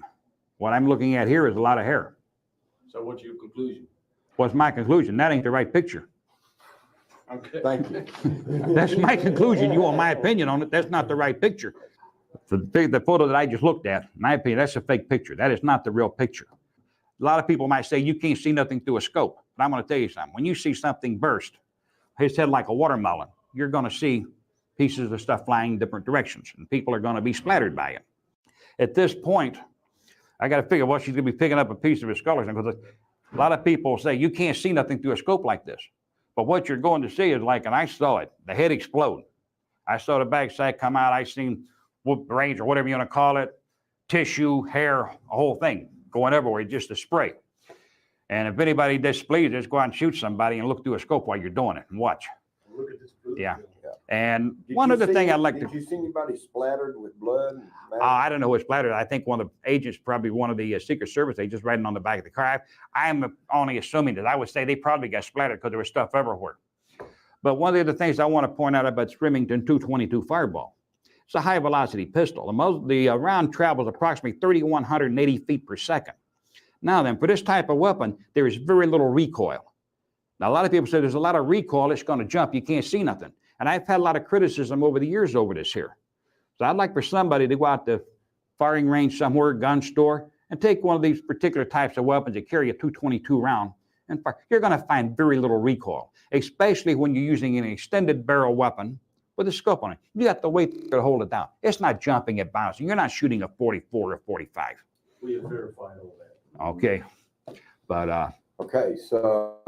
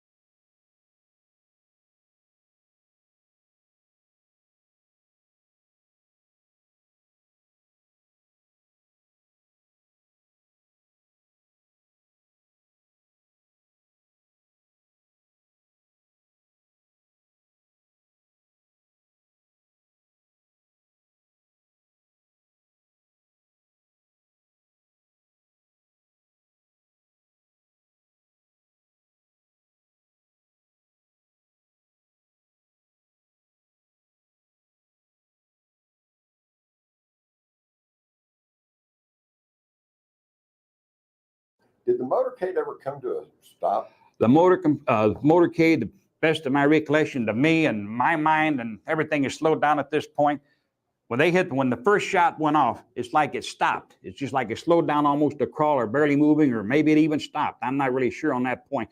I know I was waiting. It kept moving. It had to have been moving, but very, very slow. Because I'm waiting for it to get up the sign. I'm waiting for something to happen so I don't have to shoot.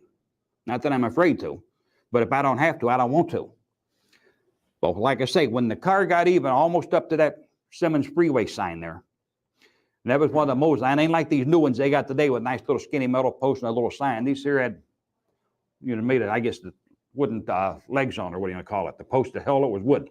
Anyway, I had my shot. You see where I shoot down right now? I took my shot. Did you ever notice if any of those rounds hit that sign? No. I don't know if anybody else's did or not. As far as I know, their round never hit it. I know my round didn't hit it. Like I say, I fired one shot. I was on target. Sign, so. No. I'm watching one thing. Through that scope, I'm watching one thing. I'm watching President John F. Kennedy. So if a bullet hit the sign, you probably wouldn't have seen it anyway. No, I didn't even know Conley was hit at that point of the game. Were you nervous in any way? Was I nervous? No. If I'd have been nervous, I'd have been shaken. I couldn't have made the shot. A lot of people may find this hard to believe, but you've got to understand something. First time you go into the field of fire, when you go into a firefight in combat, you might be nervous or skittish. But after you've been initiated into the field of fire, whatever you want to call it, combat, firefights, a lot of people got different names for it, skirmishes, you get over it. And, you know, and to me, and a lot of people are really going to think I'm probably sick, but when you got into a firefight, that was the element high. I've never used drugs in my life. A firefight to me, being in the service, that was one of the greatest things there was. It was the ultimate high. And at this point, when you're stalking down somebody, and this particularly, they stopped me from hunting animals altogether. When I was young, I used to love to go shoot deer, rabbit, squirrel, whatever I could get, pheasant. But after you went into the jungles and you've hunted man and you've stalked a man down and you've hunted a man down on equal terms where he can kill you, you have no desire to go shoot a defenseless animal. I become to where I loved animals much more than that. I couldn't kill an animal. When my dog had to be put to sleep, my wife and one of my top right-hand men had to take the dog to bed because I didn't have the heart to do it. Were there any, while you were up behind that fence, mostly before the shooting started, was there anyone in your vicinity? There was nobody behind that stockade fence but me at that point. Nobody. All the time I was there, I was alone. But in front of the fence, the two people that I was mostly concerned about was a couple of guys wearing suits. They were up there on top of the grassy knoll there, and they were a little ways in front, maybe 15, 20 feet away, whatever, you know. I did not know who they were. In front of the fence would be the railroad They were, yard. yeah, but the stockade fence. No, the stockade fence.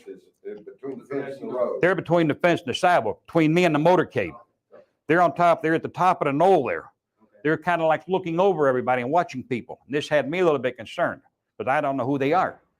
At this stage of the game, well, I'm going to take my shot. I got the 45 ready. If I got to, like I say, I don't want to shoot nobody unless I have to. At this point, and I've checked them, the shoulder holsters, the backside, I saw no bulges. As far as I knew, they wasn't packing. So I figured maybe they're just a couple of businessmen. Just, you know, people want to see the president go by. A lot of people are strange that way. Everybody wants to go see celebrities go by. But I took the shot, and as I was walking away, and like I seen Jackie crawl out there, motorcycle cop, he threw his bike down. Like he's really into combat or something. He's still a wide open target. Anybody could shoot him. He's got his pistol out. And he's running up the knoll there. The two men that at the fence there, seen two guys in the suits, they go over and they open up identifications. So I have to figure these are probably my cover that I've never been informed about. And I was told not to worry. They stopped him and he never came no farther. He went back down off the knoll. You were told not to worry. I was told, Charles Nicoletti told me, he said, when you take the shot, he said, just walk away. He told me, don't run. He said, just walk away natural, Jimmy. He said, don't show no attention. I told him, I said, don't worry. And I had no intention of breaking out of there running. But like I say, if somebody comes at me, I'm willing to do whatever I have to do to leave the area. If that shoots somebody else, that's what I'll do at this point of the game. You said 10, 15 feet or so down from the corner towards the railroad. 8 or 10 feet, something like that, yeah. From the end where the... Were you close to halfway in the halfway mark of that fence? No, I wasn't in the middle of the fence. You got your left angle that comes, and you got about a 45-degree angle for the short part of the fence. Yeah. Then I'm down maybe 10 feet from there. Okay. And there's a tree branch, one branch come right down up the tree there, it covered it real good. Halfway point's on down. Halfway is a little more down to my right. Okay. That would have been halfway down. Did you ever notice a GI, guy in a khaki uniform? No, I did not. Okay. Did you notice people on the railroad bridge? I know there's people up there, but I didn't pay any attention to them. They didn't have a good view of you anyway, because you were under. Yeah, they were. Cover. I'm pretty well undercover. The only time people could see me from the viaduct or from the railroad yard is when I was walking down the tracks next to some of the boxcars. But as you recall it, nobody was with you behind the fence. I said before, like there was nobody behind the stockade fence with me. I am the only person back there. Anybody else back there is over in the railroad yard by the trains. How about down by that corner down there? Did you have a clear view? There's a lot of cars back there, right? Yeah. Did you have a clear view? Could somebody have been down around by that corner and you might not have seen them? They could have been down there. A couple of cars drove through while I was there, but who they were and what kind they were, I don't even remember because I just wrote it off. As long as nobody got out, nobody come by me, they're no concern. But shortly before, there was no... Right before the assassination, there was nobody standing next to me. How about 3 minutes before the assassination. You don't. Not by me. Oh. I was alone back there. Okay. I had no other party standing by me. Somebody was there in the yard or down at the other end, 30, 40 feet away. That has no bearing to me because I paid them no attention. Well, there's this eyewitness report of the guy in the railroad Mm. tower. Well, he might have been the tower, but I'm talking about people on the ground walking up by me or passing me. No, but he's describing 2 persons Mhm. behind the Wow. fence. Now, one fits your description. Mhm. But, Well, maybe he's figuring 2 people when he see me change my jacket and walk away, somebody different. I don't know. But I was alone and there was nobody with me. All right, so after you walk away and these 2 guys cover for you, describe your actions then. Oh, as I'm walking away, I've got my briefcase, gun case in my right hand. I've got my left hand over by my coat pocket. I got a Colt 45 there. I've got it fully loaded with 6 rounds in it. It's ready to go if I need it. When you reversed your jacket. I've already reversed my jacket. When I picked up the gun case, I reversed my jacket, no plaid side. I got the poplin gray material on the outside. I took the fedora I had shoved down in the sleeve of it, snapped it out, put it back on my head, and I walked away. Here in the briefcase, my 45 inside my coat pocket. how long did it take to do that? Just a few seconds. Don't take long. Is that any chance that that's you walking along right there? I have the blow for you. Oh, yeah, the blow up's even worse. It's just a blob.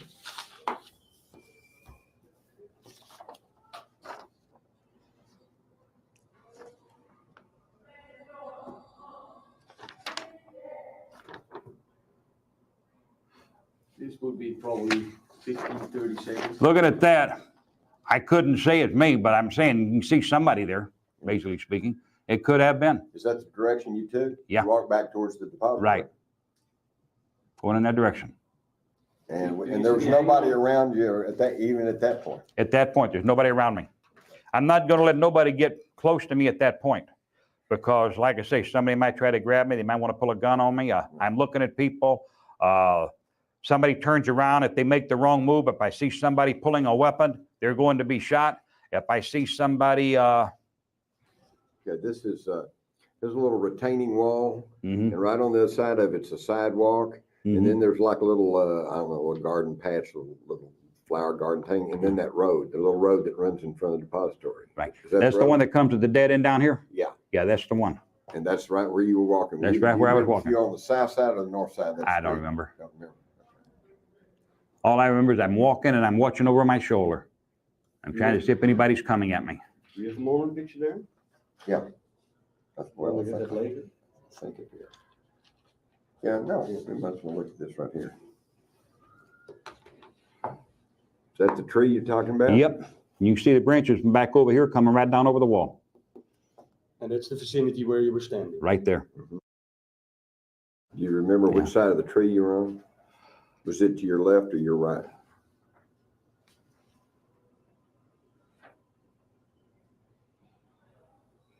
I could be mistaken. I believe that, no, the tree was to my right. Had to be to the right. The tree was to my right. 'Cause I didn't want to have the tree in the way of my left. That's correct. Or, let's see. You can't see the sign here, but the sign is right on down here. Did you ever notice those people? There was people out there. I remember more people than that being around. I don't know where they all disappeared to, but I remember people falling down, laying down, jumping down, whatever you want to call it. People moving to get out of the way, going in other directions. Some standing around pointing, and who they were, what they were wearing, I couldn't even start to tell you. What about these 2 guys right here? Did you ever notice them, or do any of those look familiar? Or do any of those look like some of those guys you saw that you recognize? They could have been. It's hard to tell. It's hard to tell from this here. But like I say, when the motorcade come, I wasn't looking at nobody else. I don't know where everybody went. I didn't really care. By the time motorcade got there, the sun was out. It's pretty bright. It's Yep. almost warm, right? Yeah, it was nice out. It was nice. Yeah, it came broke to be a nice You notice day. anybody with an umbrella? I remember somebody down past me to the right towards the viaduct. They had an umbrella, but what they were doing, I don't know. I've heard the theories of the umbrella man shooting somebody with an umbrella, but You don't believe that? I don't believe that, not for 1 minute. Why not? Why not? It'd be kind of silly for somebody to take an umbrella where you can't even aim it.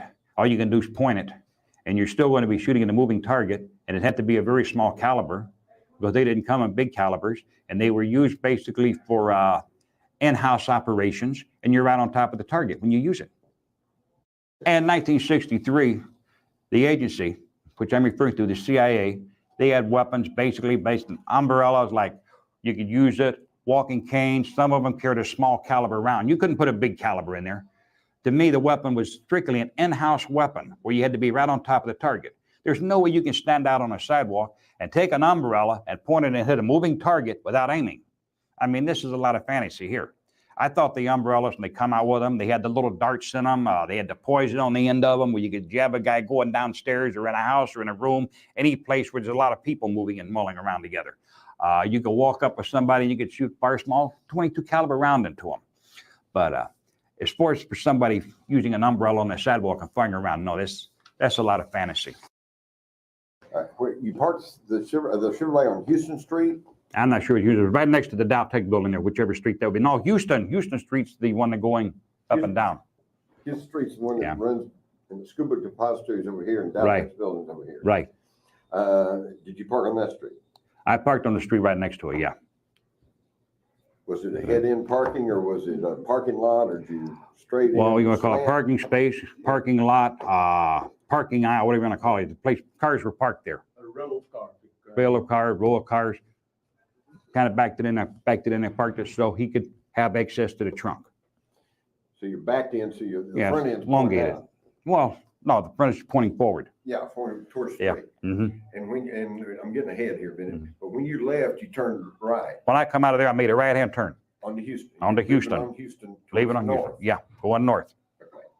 All right, so that's where you parked it. That's where I parked the car. Now, so as you walked past, did you just walk straight to the car? I went straight to the car. I didn't bother pay no attention to nobody.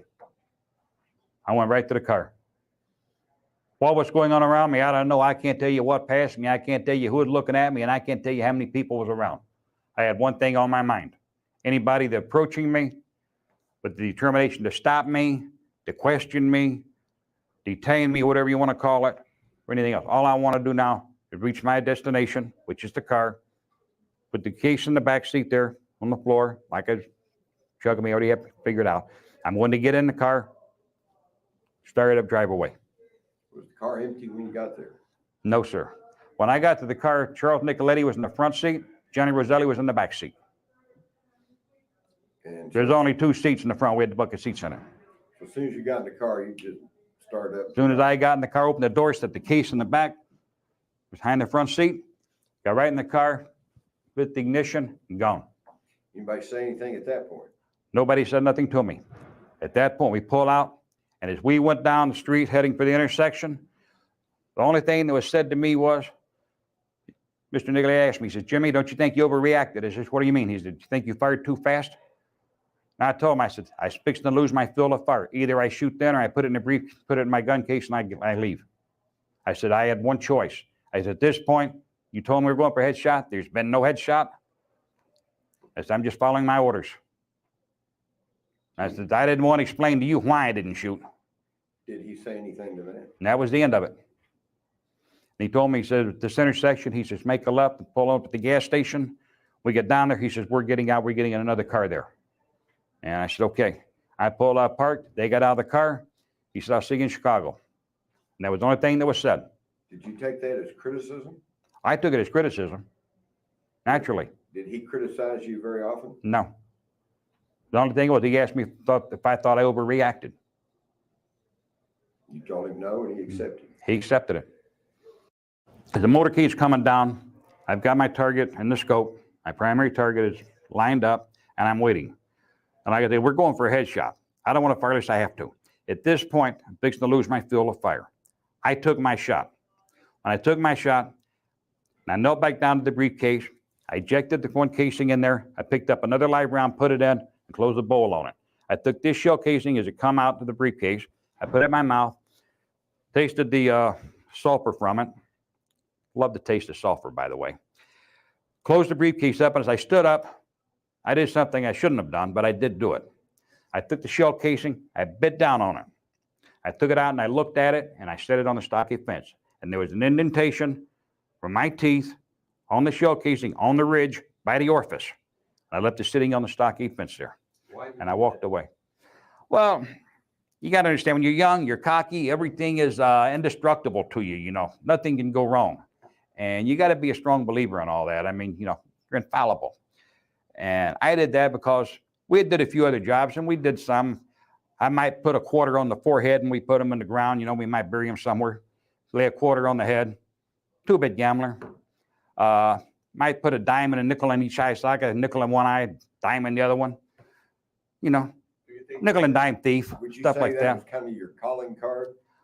More, you might say that. Chuck, Mr. Nicoletti would laugh at me when I do things like that. And hey, you know, we got to let them know what they got here for, you know. To me, it was a symbol. Say calling card, trait, whatever you want to do. He used to laugh at me over it. He told me, Jimmy, just you do the job, you do it, and forget about it. Would Mr. Nicoletti have been okay with you doing this in the Plaza? Oh, if he would have known I did that in the Dealey Plaza, right now, he's probably turning over in his grave for me doing something that stupid. Right. But Mr. Nicoletti criticized me one other time. Matter of fact, one time, I won't get into the details, but we had somebody in the trunk, and I stopped and bought a canary because this guy was a real snitch. And I come out of the dime store with a canary, I broke its neck because I wanted to leave the canary in the guy's mouth.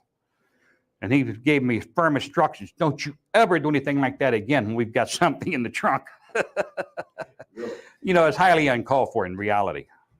Jimmy, I'm sure you're aware that they have found two 22 shell casings. I've heard that. I've heard that. Have you got any speculation, any idea where a second 222 shell casing? I have no idea whatsoever. I fired one shot only. I ejected the shell casing. Mine was a Remington cartridge, manufactured prior to 1963. I bit it. I set it on the stockade fence. I had no empty shell casings for a 222 with me at all. This shell casing, by the way, was found not in the exact spot where you left it, a little bit further at the other side of the fence. Well, I look at it this way. Whoever was searching, somebody up there looking, anybody could have looked at it. They could have thrown it over there. Somebody could have stepped on it. Maybe somebody didn't want it found. Who knows? They didn't want to carry anything away from there in case they got stopped. Maybe they just stepped on it, buried it in the ground. I don't really know. I know where I put it. That's all I know. The guns that you brought to Dallas, was the fireball the only fireball? No, sir, it wasn't. You had another fireball? No, I only had one fireball. But I had a couple of rifles in the car. I had a shotgun in the car. I had a couple of other handguns. I brought down probably half a dozen different weapons. Well, my question, though, is that was the only 222? That was the only 222 round. Like I said, I had a total of 6 rounds. Okay? I got 6 rounds for the Remington Fireball. I have no empty casings there. The other casings that I brought down with that, I had 6 special loads. But the rounds that I fired were standard rounds, and I had no empty casings with me. Those were disposed of out by Mesquite. I didn't leave them where I test fired them. I picked them up and got rid of them later, made sure they couldn't be found. I didn't want anybody to match anything up to the weapon.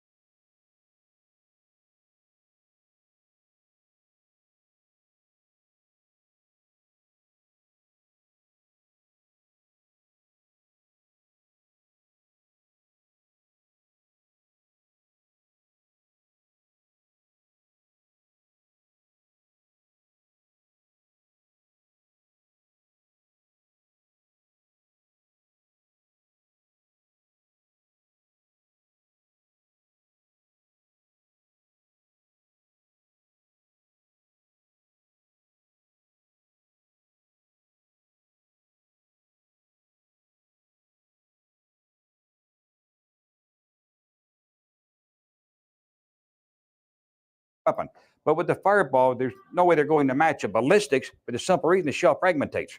But you've still got the firing pin that's going to strike the primer on the end of the shell casing. So, and a lot of times, if you've got a weapon where you can match ballistics on, you want to melt the barrel down if you've used it and some kind of a job like that or whatever, like, you know, local hit or something. Also, you want to take out the firing pin, because you don't want that discovered either to match up with the primer. Because they can match. Yes, they can. Do you have any idea about the possibility of other hit teams in the Plaza that I've heard different stories about different teams there, different people shooting, this and that. To my knowledge, and to my knowledge only, I never knew of another hit team that was in the area for Kennedy that day. If there's another team there, I have no knowledge of it whatsoever. But it could be. Anything is possible. Anything's possible. There could have been another team there, but what I'm stating is this. As far as I know, from what I was involved in, Charles Nicoletti, Johnny Roselli was with him, because Johnny Roselli was like his lookout, whatever, pick up any shell casing that he ejects from the rifle. We don't want to leave shell casings on the floor. Mr. Nicoletti didn't want to be running around looking behind chairs, the desk, and, where's the casing? Where's the casing? You got somebody there picking them up as they come out. And like I say, I never saw Charles Nicoletti pull the trigger, but he was the shooter, from what I understand with him. We saw Richard Kane there. Could he have been a shooter? Richard Kane, he was on location, and so was guy by the name of Milwaukee Phil. His name is Philip Alarezo. I believe I'm saying Alarezo. But if there was another hit team, because they faded from the scene, I don't honestly know. I can't say yes. I can't say no. Do you think Lee Harvey Oswald fired any shots that day? Lee Harvey Oswald never fired a shot. And if anybody knows what a parapet test is, and we have actual court documents on where Lee Harvey Oswald was given a parapet test by the Dallas Police Department, and on this document it plainly states, deceased J.D. Tippet, deceased John F. Kennedy, suspect Lee Harvey Oswald. And they took a parapet test, his face, his hand, his arm, I guess the side of his neck, and the only trace of any nitrates from powder burns or powder suspicions was in the palm of his hand. And anybody that goes to a firing range as far as weapons knows if you fire a .38 revolver or any type of revolver, the blow by it is going to come back across this part of your hand and your wrist.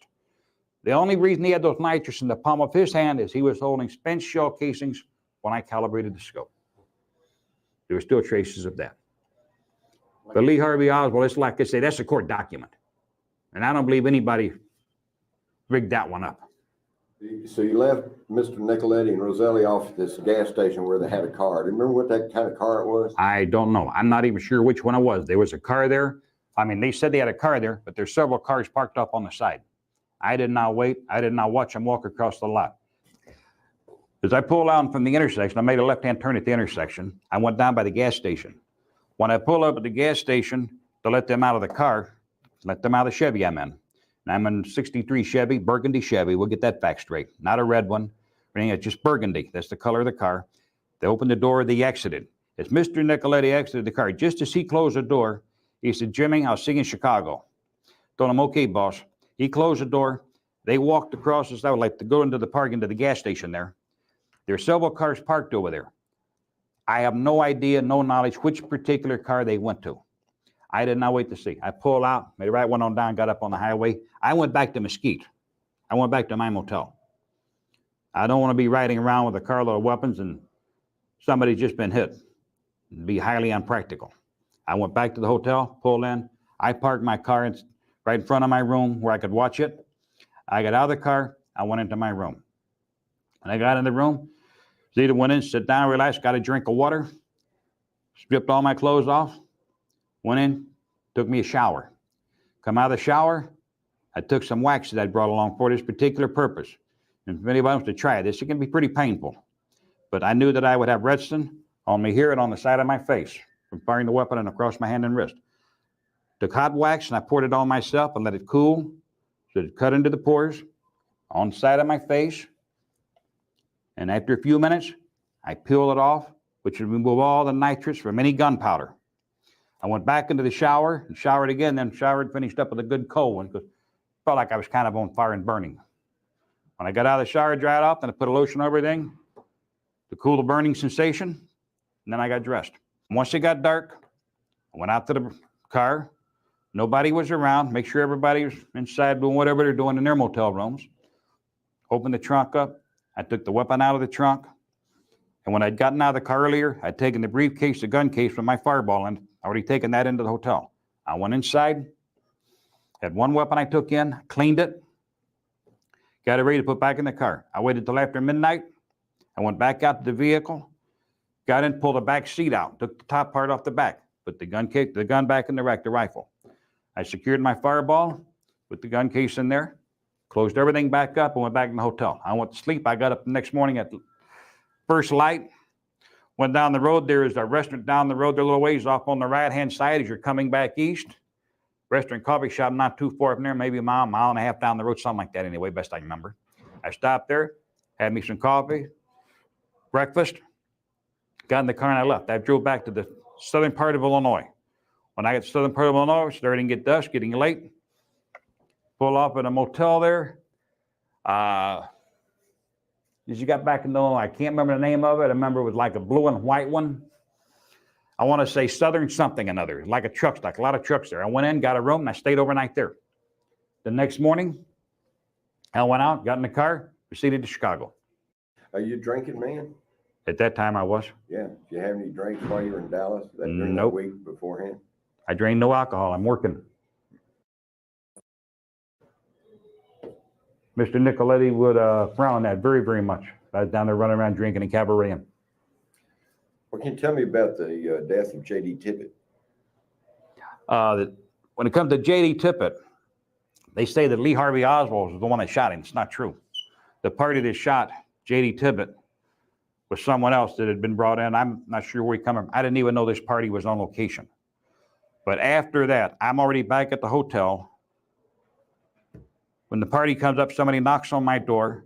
I picked up my 45, walked over the door, pulled a little curtain back. I kind of look out the door to see who's there. And I see this party standing there that I recognize that I know. And I open the door and my neighbor says, "What the hell are you doing here?" He had to stop by. I got a problem. "You got a problem?" I'm looking at him, I'm still trying to register. How does he even know I'm here? Nobody knows I'm here. This is getting to be a habit. Like everybody knows Jimmy's in town. And he said, I had to burn a cop. And I said, "Well, you done what you had to do." He said, "I missed Oswald." And I said, "Well, what are you doing here? You burn a cop." He said, "You going to take this and get rid of it?" I said, "Hell no, that's yours. You take and get rid of it. You just shot a cop. I don't want his weapon. Don't you get rid of it. That's yours. Don't get out of here. Go." What are you talking about? Pardon me? What are you talking about? The gun? I'm talking about the gun that he had. It was a revolver. And he said, "Here, I had to burn a cop." I told him, you did what you got to do. I don't want that thing. Get away from it. Get out of here. Go where you got to go. Kind of dangerous, wasn't Yeah. it? I mean, you're kind of laying low, and then this guy. Yeah, somebody knocks on my door at this point. I'm ready to start shooting again. And he said, "Okay," and he said something another. I don't know exactly what it was. And he went out. He got in his vehicle. And he took off. I don't even know what he was driving because as soon as he walked out that door, I closed the door and pulled the curtain back. Yeah, I don't want to know anybody. I don't want to know anything whatsoever at this stage of the game. You're not naming this party. No, I'm not naming this What party. is the reason for that? What is the reason for it? Well, I don't know if he's still alive or not, but late as 1991, when I caught this case, I know for a fact the party was still alive and in good health. Okay? But, it has, he didn't shoot Kennedy. He shot a cop. Everybody wants a cop killer. Okay? But this guy's gone. I don't know who he is. I mean, I know who he is, but I'm not going to tell nobody who he is. He's gone. That's out of there. I have no idea where he's at. I don't want to know where he's at. Well, when it comes to giving somebody up, I've never given up anybody in my life. I'm not going to put anybody in prison. And as a matter of fact, you probably couldn't get the FBI to admit to it, but when a couple of their people forced their way into Stateville, I was offered all kind of deals and all kind of agreements if I would not give an interview on John F. Kennedy before. I told them to do what they got to do. They did. Sorry to my regret, but the thing is this, I'm not going to give anybody up. I'm not going to put nobody in prison. I have never went to court and testified against anybody. And I've had a lot of deals offered in my time. I've told them, put me in jail. I went to jail. I've had cops tell me this and that. We're going to lock you up. We've got you dead bang. I've had prosecutors come in and tell me, you're dead cold. Plead guilty. If you would hear that this party that killed Officer Tippet is dead, would you have no problem revealing his identity? You're asking me a question right now I can't answer because I'm not really sure. Not that it'd make any difference probably. If he's dead, they couldn't put him on trial. But again, pardon me? If he's dead, they couldn't put him on trial. Yeah. But what I'm saying is this, I really don't know how I would feel about that because, to me, it's not that irrelevant. It's not that important. And as far as I'm concerned, I'm not going to help FBI or anybody else close their records on a murder case. This is Kennedy we're talking about. To me, I never liked Kennedy. I don't even know why I ever did it. I don't even know why the FBI gave Joe West the lead on me. I've never understood that one. But the Tippet killing is related to the murder of Kennedy. No, the Tippet killing is not related to the murder of Kennedy, if you want to get right down to it. The Tippet killing is related to Oswald, because Oswald was the one that was supposed to die, not Tippet. Tippet is one of these people that just stopped the wrong person, that got caught in the wrong place. And when he went to ask a party something, and you've got an officer in Round Lake Beach by the name of David Ostertag, and when he goes out and gives his tours and he talks, he tells people how careful they have to be, these young recruits, because you never know who you're stopping. Somebody should have given that talk to J.D. Tippet, because he stopped the wrong party and got him killed. So the party that killed Tippet, though, was actually out. They was after Lee Harvey Oswald. Make a statement. Okay. The party that killed J.D. Tippet, they wasn't there to kill J.D. Tippet. They had parked a little ways from Oswald's boarding house. They went down there to kill Oswald. They wanted to kill Oswald. They didn't want to make a big spectacle out of it. They wanted to silence him at that point of the game before anybody can get to him. But I guess, I don't know if Lee got spooked or whatever it was, but then he went to the theater, and he knew where he was going when he left there, because he was supposed to meet the controller there, which is David Atlee Phillips. He was the one that's supposed to be at the theater, as far as I understand. How do you know? Because I knew that's where he was supposed to be. I knew Lee Harvey Oswald was going to go meet him. Start over. Just Okay. saying, it was my understanding that he was to meet his handler, David Atlee. And my understanding was Lee Harvey Oswald, when this is over, that he was going to be in contact with David Atlee Phillips. I did not know that David Phillips was going to be at the theater, but I knew Oswald was going to go meet him. My understanding was with Lee that he was going to meet his controller, which was David Phillips, who was my controller. He was going to meet him. I didn't know that it was going to be at a theater. I have no knowledge of that at that point. But if Lee Harvey Oswald ran to a theater, that had to be where the meeting was going to take place. Lee must have left this house early, or for whatever reason, I don't really know. But the party that went there didn't find Lee there. And when he started to leave, he was stopped by the police. This is when he shot Tippet. What transpired there, I can't tell you who saw this guy there. I can't tell you whether he ran. I can't tell you whether he walked.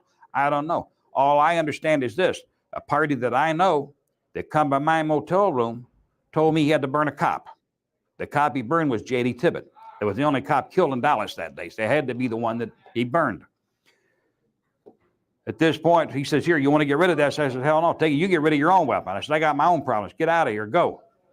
How do you know that Lee was supposed to meet his contact? Reason, when it comes down to the part of this guy going for Lee Harvey Oswald, the connection is this. Lee Harvey Oswald had just spent 5 days with me. Lee Harvey Oswald knew who I was. He knew I was in town. He knew what just happened was tied to me basically drastically. When I talked to Charles Nicoletti that morning, I told him this. I said, "We got a slight problem." And I said, "What's that?" He asked me, he said, "What's that, Jimmy?" I said, "Lee Harvey Oswald." And at that time, Mr. Nicoletti said, "Jimmy," he said, "Who's Lee Oswald?" He said, "Never heard of this guy." I said, "He works with the agents, and he's one of David Atlee Phillips' people." Chuck didn't know who David Phillips was. And he told me, I said, "He's a tie back to me. I'm a tie back to you." I said, "This makes me nervous. I'm concerned about it." Mr. Nicoletti told me, he said, "Jimmy, don't worry about it. So I'll talk to the boss." The only one he could have talked to was Sam. If he talked to Sam, Sam evidently told him, "Don't worry, I'll take care of it." The only party that Sam could have called, and that's Sam Giancana, that would have been David Phillips. David Phillips was in the area that day. I know that for a fact. I didn't see him. I didn't talk to him, but I know he was there. Anyway, this party that was there that killed J.D. Tippet, he was brought in at a last minute notice that he had to be on standby. And wherever Phillips went, he usually kept several people around that he could use, people that he needed. Whether he needs them or not, they're going to be available. They always had, what are you going to call them, contract agents, operatives, co-operatives, or whatever. He's got people that he can use. If he needs something done, he can pick up a phone and have it initiated at a moment's notice. This party was evidently there on standby because he did not live in that area. That's why I was shocked to see him in my motel room. So evidently they took care of it that way. Okay, so this party that shot Tippet, he was more connected to the agency than the mob. To the agent. He wasn't tied to the mob. He might have done some work for him along the way, but he was strictly one of David Phillips' people, but he did not even know Charles Nicoletti. Are you aware, were you aware of anybody using radio communication in the Plaza? No, I was not. Did you ever hear of a man named James Hicks or Jim Hicks? I've heard the name, but I don't know him. You already said you saw Richard Kane in the plaza. Yes, Richard Kane was in the plaza. Is there any chance he was a shooter? There's all kind of chances, but like I say, do I know that? No. I can't say he was or he wasn't. You think Mr. Nicoletti was aware of the identities of any other shooters other than you and himself? If Mr. Nicoletti had been aware, he would have been made aware of it by Sam Giancana. And if he was aware of it, he wouldn't tell me. And if there was other shooters there, I can't see where anybody would tell Nicoletti. It's very possible that Sam Giancana and David Phillips could have been talking. But like I say, again, if I know everybody in that area and I get stopped, I can name every shooter there if there's other shooters there. I'm not saying there is other shooters. What I'm saying is this: I have no need to know of everybody that's involved in an operation. What purpose would that serve? That's like me going into a communist country on a covert operation and me knowing everybody, all the other agents that are there in that field working. And if I get captured, they all get executed. So the same thing goes when it comes down to crime. You try to keep your people the least bit of know as possible, because too many times, maybe partners, and that's like, I can use one deal, like where one party back east there out of Philadelphia. I did time with him in the federal prison. His own brother gave him up. His brother knew that he was a big-time cocaine dealer. He was a dentist. They called him Dr. Snow. I don't remember his real name, but they called him Dr. Snow. His brother got busted with a nickel bag of weed in New York. He gave his own brother up because he couldn't do a year in the jail. His brother told him, I'll give you $1 million a year. For every year they keep in jail, I'll give you $1 million cash. Don't testify against me. He put his brother in jail. Do you know Anthony Vinciana? Yes, I did. I did know Antonio Viciano, yes. And how'd you know it? I met him in Miami, and he was tied up with the JM Wave. He was also tied up with the Alpha Group. He knew all the upper people. He was a little higher up in the ranks, but I met him. And did you ever meet somebody you just liked? Well, I don't know. I liked him. He liked me. You know, we had a good rapport. He was good sense of humor. He could talk to you, and he didn't talk down to you. Tell us about Jim Wade. JM Wade, that was a special operation set up for a lot of broadcasting, and we had a lot of people running a lot of covert activities out of it. Basically a radio station there for doing a lot of propaganda stuff. That was all under David Phillips. And where was that located? That was in Miami. Where in Miami? Oh, God. Out towards Homestead there. Okay, tell us about David Ferry. David Ferry. I won't get into his personal lifestyle. David Ferry, I did not like David Ferry. I'd only seen him on 1 or 2 occasions. Me, I'm going to say he looked like a creep, more or less. He was stocky, built, heavy set. He had real heavy eyebrows. And basically, I didn't like the guy because he was homosexual, okay? Do you know anything? Child molester, as far as I'm concerned. I knew a lot of things about what he was doing. I didn't approve of it. But I'd like to say one thing about David Ferry. He was a solid agent for the CIA. He was on their payroll. I don't care what anybody says. Yeah, I'd like to ask James to tell us anything about his death. Oh, Ferry's dead? Yeah. Know anything about David Ferry's death? Yes, I do. He died of cerebral brain hemorrhage. But the cerebral brain hemorrhage that David Ferry had, that was brought on. And I explained to coroner, and I had this checked out. He went and talked to him. I don't know who all they talked to, anything else. But I also know that when Warden Godinez was the warden here at Stateville Prison, was on a Sunday morning, they made a call up here. They wanted to come up and talk to me. Some people, I'm not sure who it was, that wanted to come talk to me. They said they had a Learjet on standby. And my reply was, save your fuel, I got nothing to say to you. But the tissue tear and the brain itself was just above the palate of the mouth. The hemorrhage was inflicted. Ice pick? No, sir. Nail file. Nail file gives you the stimulation of tear. You could use a stiletto, thin blade knife, ice pick, but then you'd see what it is. You'd get a clean cut. With a fingernail file, you got a smooth edge, you got a perforated edge, and when it goes through the tissue, it's like a tear. It's like something ripping apart. Do you know who did that? Yes, I do. Was it you? Was it me? Of course not me. I wouldn't do that. I'm not admitting to a murder on there. JFK's bad enough, but nobody wants to prosecute me for JFK. I'm fine. Oh, okay. Who killed David Ferry? I'm not saying. But you know who it was? I know who it was, yeah. Okay. Here's a question I've always had. General Roselli was actually pretty well known, and he was well known out in Hollywood. He was kind of flashy dresser. Very flashy, very loud, liked to spend money, and liked for everybody to know basically what he was doing when he was in town. He wanted everybody to know he was there. Why would the mob put somebody like that in on such an important hit as JFK? Johnny Roselli had all the right connections. The reason Johnny Roselli was brought into all this, he had the right connections. He was the liaison, like I say, between the government and the crime, the crime people, mafia, what are you going to call them, outfit organization, crime family, different names for him. They brought him in on it, not because it was. And I think Chuck would use him more or less specifically because of the connections and the cooperation and the help that we could receive. This is only what I say. This is not fact. I got no documented proof on it. Nobody never sit me down and told me that. This is where I draw my own conclusions. So he could kind of provide you with some high-level cover. Right. High-level cover from Johnny Roselli's side. And at this point of the game, when I went down there, I did not know at that time that the CIA was heavily involved in any of this. After I talked to David Phillips to let him know where I'm at, and then when Lee Harvey Oswald shows up on the scene, I have at this point become aware. Only two people knew where I was, Charles Nicoletti and David Ferry, or David Phillips. Excuse me. Start over. Okay. At this point of the game, only two people know where I'm at, Charles Nicoletti and David Phillips. Lee Harvey Oswald shows up at my hotel. This tells me automatically David Phillips is in on it. David Phillips knows what's going down. So Otherwise, Oswald would never be there. So Oswald was working for the agency. Oswald was CIA, all the way. Oswald was CIA.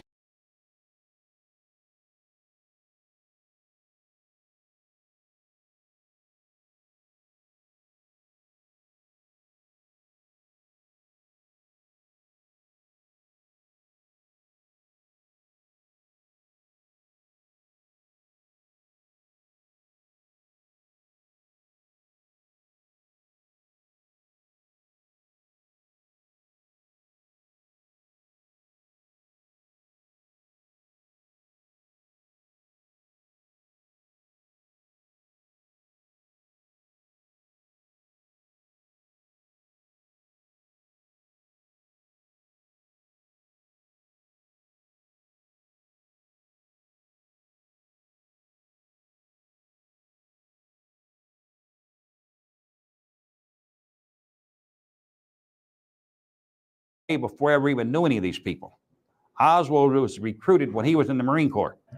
Lee Harvey Oswald knew David Phillips by several names. He knew his real name. He knew him by different aliases. He knew him by different code names. Lee Harvey Oswald had known David Phillips a lot longer than I had. And Phillips had several aliases. David Phillips, he used a lot of aliases. One of his most famous, one of them I can remember, was Maurice Bishop. And Maurice Bishop had a lot of controversy whether it was him or it wasn't him. He said other names, but right, and like I said, I can't even remember all the different names. I can't even remember all the names I've had on different passports with my picture on it, different pictures and everything, What is your real name? My real name is James Sutton. And you were born when? I was born January 24th, 1942 in Alabama. And if you find my birth certificate, it will plainly state deceased at birth. How was that arranged? I have no idea, but I was trying to get a birth certificate for my own records, and they could not locate one at first. And the lawyer in Alabama went through everything, went to the Capitol, and when he got through, he found it 3 months later. I had a birth certificate in there that says deceased at birth. Now, can the mob do something like that, or is that the government? That's only the government. Mob knows a lot of things. They got ways to get things done, but when it comes into this kind of stuff, that's out of their category. I'm gonna tell you, when it comes to government and underhanded work, the mob, they're kindergarten. They're kindergarten. I might upset a lot of people in the family saying that, but they're kindergarten when it comes to working with the government. They're the goldfish in the shark's pond. What kind of man was David Adley Phillips? David Adley Phillips was a very secure man, a lot of class, quiet. He was like domineering. He demanded like attention. When he was with you, if he was around, he had a presence about him all the time. He was like he was a command. He was somebody, when he said something, you listened. What kind of man was Charles Nicoletti? Charles Nicoletti, very quiet, well-defined. I only heard Mr. Nicoletti swear on a few occasions. He did not use a lot of profanity like they portrayed him in Double Cross. Charles Nicoletti mostly got upset when there was FBI involved. And there were several different times that happened. But like I say, Nicoletti was a quiet type of person. He didn't go out and talk about anything that he had done. He didn't go out and get drunk. I never saw the man drunk. He might take a sociable drink here and there, but he was not a man to use profanity. You just told us, fucking we go. Mm-hmm. He said that. That was one of the times. Huh? That was one of the times when he said, "Oh, fuck 'em, we're going." Oh, that was one of the times, definitely, when they called it off. Another time I remember was in Melrose Park. We had the car up on the grease rack in the Shell station there. It used to be a Broadway and Division. And there's a car parked out front. And I told Chuck, I said, Mr. Nicoletti, I says, I don't know who it is over there. We might have a problem. And he looked over and he said, I don't know. He said, we'll watch him for a few minutes. So they went ahead, they serviced his car. And they kept sitting out there, and they was parked a little ways down from the station, like that would be on the east side of the street, because Broadway runs north and south. Division runs east and west. And at that time, the Shell station stood on the northwest corner. Yeah, northwest corner. On the northeast corner was a Gulf gas station. And they was parked just beyond that, in front of two flat down there. They kept staring and they kept watching us. The Chuck says, I got to see who they are. He says, Jimmy, he says, cover me. So I told the kid doing the grease job on the car, and he walked in, he says, lower the car a minute. When they lowered it, I walked around back, in the overhead door, I had them pull that down so they couldn't see what we were doing in there. I opened the trunk up and I took a rifle out. Got that out. They raised the car back up in the air, and I went over by one of the windows there, crawled up on like the workbench back there and opened one of the windows up, and I went out the back way. Then I crawled up on the roof. And I got up behind the Shell sign. I told Chuck, I says, give me 2 minutes and then go. He walked out, he walked across the parking lot, and he was well dressed. He had kind of like his right hand down by his little watch pocket, like where he carried a small caliber weapon there. And I got the guy, the driver, like zeroed up. Anybody picks up a gun, they're going to get it. He got to the middle of Broadway, and the car pulled out and took off. So we don't know who it was. But the only thing he said inside when it started to go, when I got the gun out, he said, it's got to be the fucking feds. And that was one of those times he was very upset. But they used to really paranoid him. These are stories we want to hear, but yeah, I understand. Yeah, we need to focus on Kennedy assassination. Yeah. Because this is burning tape. Right. Did Wolfman have any idea of those mercury loads he made? Did he have any idea what they were going to be used for? On Wolfman, when I asked him to make the special rounds, the only thing he ever asked me was, he says, do you need any help? He never asked me what I was doing, because he would never breach that borderline, whatever you want to call it there.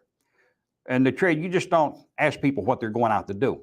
But when I told him what I wanted done and what I needed made, he told me to do it. The only thing was, he said, he kind of grinned at me, he said, you need any help? And I said, no, this is straight. And he said, okay. So he really didn't know. He said, see me in a couple of days. You ever heard the story of Ed Hoffman? Yes, I've heard of it. I don't know who he is, but I've heard of it. He's the deaf guy who was up on Stemmons, and he says he saw a guy, essentially your position, but he saw him toss a rifle to somebody else. But you got any? I never tossed anything to anybody. Okay. Never. How did you guys know that the bubble top was off? Well, when Kennedy come down to Dallas, we had one concern. We figured the limo might have a bubble top, because it never went anywhere without it. And if it's raining, the only thing is, we was told in advance, if the top is on, it's a walk away. You abort it, you leave it. We'll pick another place. We'll try again. And that would have probably fallen to someone else. But this question had been asked us. How are you going to get through the top? My answer was, using some pretty heavy artillery, like, using one of the old, what do you want to call those things? I got the name on the tip of my tongue. Armor piercing? No, not armor piercing. One of the rounds for knocking out tanks. Bazookas. Yeah. Today we got Lost rockets. Yeah. But we didn't have Lost rockets to run around with back then. That's something new that come down the pike. But anyway, they said, no, we'll do it sensible. But the thing was, they had been instructed they were going to work on his ego. Because they tried to make Kennedy believe he shouldn't go to Texas, that he should be afraid of Texas. And they worked on his ego, said, you got to use the bubble top. You have to have the top on. You can't sit in an open car. You got to shoot. You got to let these, whatever they think, you got to let them think, you're afraid of whatever. But there's a high risk here. Got to have the top on. The more they worked on Kennedy about this, the more he wanted the top off. Kennedy wanted to prove, I'm not scared of anything. I want the top off. I want to wave to the people. I want to see the people. I want to touch the people. So they played on his ego. The top was off. Were you aware that David Ferry was involved, among many other things, in cancer research? I did not know David Ferry was involved in anything in cancer research. No, I did not. Okay, so you got any thoughts about Jack Ruby's cancer? Do you think that was natural or unnatural? I'm going to say it was injected. There's one thing I want to say. When you talk about David Ferry, for his cancer research, I have no knowledge of that at all. But I do know he liked to play around with hypnosis. I think he used it on a lot of young kids. Because he was in charge of the Civil Air Patrol. Yeah, for a second, back to that bubble top. What would you have done if it would be on? Well, back to the bubble top on the car. If they'd have had the top on, it was a walkaway. But we would have known that before he ever got to the Plaza, because we would have been informed if they come out and they pick him up and they got the top on, they're not going to remove the top during the motorcade. Nobody would have been there. None of us would have been on hand to watch John F. Kennedy come down through there, because I could care less about seeing the man. But if the top would have been on, I would have already been on my way back to Mesquite, and I'm quite certain that Mr. Nicoletti and Roselli would have been on their way somewhere else. So if it would have rained, it was a no-go? If it was still raining, it was no-go. But when you plan something, all you can do is hope for the best. Like a football, you got to make the play. Seconds are running out. You go for the long one. If it works, it works. It don't, it don't. You walk away. To your knowledge, there was no plan B? Pardon me? To your knowledge, there was no plan B? No backup. There was no backup plan for that. The only backup plan we had for that was if the top is on, it's a no-go. Here's some questions Pam has for you. What has changed in your life in recent years? I think probably the biggest change in my life is, and let me go back just a little bit further. Before this change took place, I had no emotions or no feelings, basically speaking, for anyone at all. My family never came first. The agency came first. Crime family came first. Everybody was always ahead of my wife and my kids. Wrong. I know that. I know that now. I've got probably a lot of regrets, maybe some remorse for a lot of the things that I did do. I'm sorry at times I wasn't there to see my kids go to their little school plays or do their dances, recitals, or whatever. I'm sorry I wasn't there for their birthdays, for a lot of their Christmases. But those things are part of my life growing up. These are things that I accepted, because to me, other things were more important. My family, my wife, my kids, they were way down on the list of priorities. Wrong, I know. After I got here, and when I got here, this place was pretty well wide open. The place was very violent, wild. And we just recently had several lockdowns due to deaths here. It wasn't natural. But a few years ago, what happened to me was I went to sleep one night. I had a lot of hate in me. I had a lot of anger in me. I had a list of names. Boy, I want to start writing down names, and I want this person, I want that person. A lot of hate in me. But I woke up during the night. I found Jesus sitting by my bunk. A lot of people say, oh, it's a dream. Maybe it was a dream. It's a dream to you, a dream to him. To me, it's real. And I'll ask him, I says, what are you doing here? And he said, I've come to tell you, there's only one way. He said, the Father sent me to tell you. He said that I'm for real, God is for real, that I'm for real. He says, the only way to the Father is through me.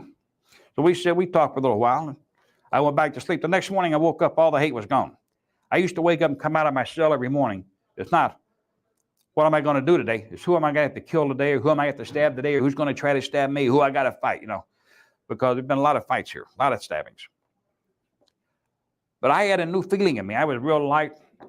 I felt like I loved everybody. Hey, how you doing? Boom. I talked to people I never talked to. I even talked to the cops. Hey, how you doing? What's going on? Hey, nice day.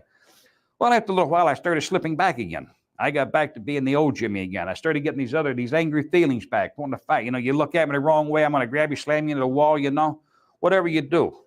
I got a second visit. And when I got the second visit from Jesus, it's really got my attention. And at this point, I'd already heard from this one girl, this one lady. I don't know if I should name her on tape or not, but I become romantically involved with her. I fell in love with her. I love her with all my heart. Probably love her more than I've ever loved anything in my life. But we were talking and writing, and she was a good Christian lady, and she had told me a few different things. And so the second visit I got, Jesus told me to get my life in order. The Father was going to call me home. I thought, well, Jesus, I'm going to die. And I'm going to die right away. And so I told her on the phone. So she was crying a little bit. I was a little sad over, this and that.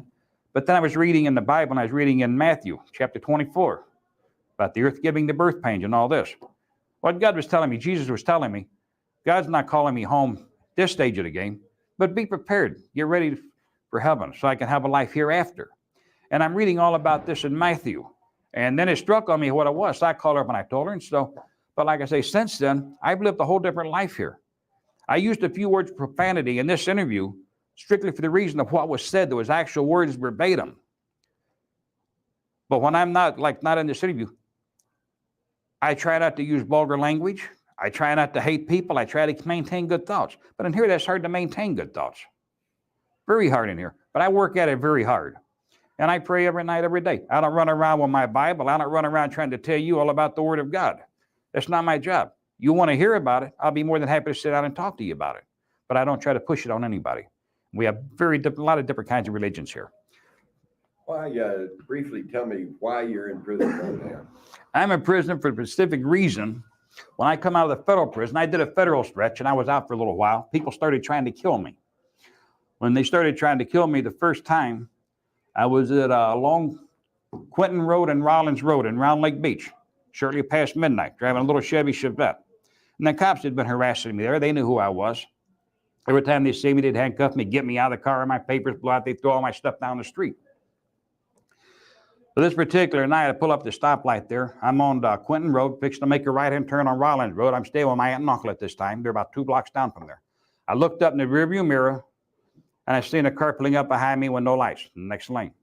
I thought, shit, it's cops again. I'm going to get hassled again. It's not a squad car number, but I just figured it's detectives, As it pulls up alongside of me, I'm looking in the mirror, sitting by the door, the little door mirror on the side, and I see an SMG come up. What anybody don't know what that is, it's a small machine gun, automatic weapon. As I see it coming out of the window, I roll across the seat, hit the door, hit the ground, roll back up against the rocker panel of the car. They put 30 holes in my car. Full clip they put into it. As they were pulling away, I come up off the ground with my piece, and I got up about 4 rounds. I'm on federal parole at that point. I'm not supposed to be carrying a weapon, but you never find me without a weapon. I got off 4 rounds, took the back window out. They kept going. I jumped back in my car, took a right on the Rollins Road, went down to Grove Avenue, pulled into the house of my aunt and uncle's at 1620 Grove.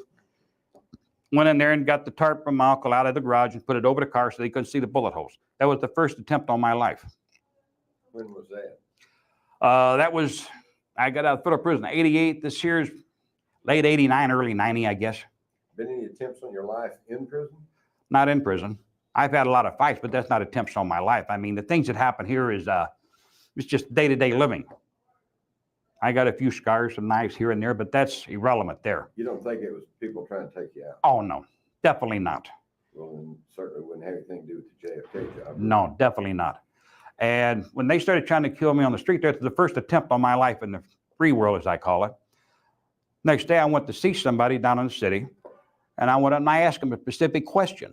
If we had a problem, I said, I went and I did my federal time. I said, I got busted on the chop shops.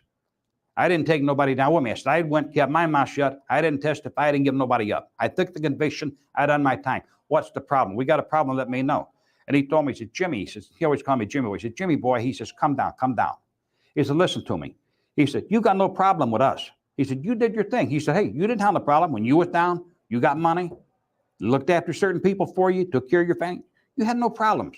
When you come out, you went to the restaurant. He said, everybody parked, everybody come by to see you. He said, we dropped a lot of envelopes. He said, you have money when you come out. Everybody looked after you when you come out. That's respect.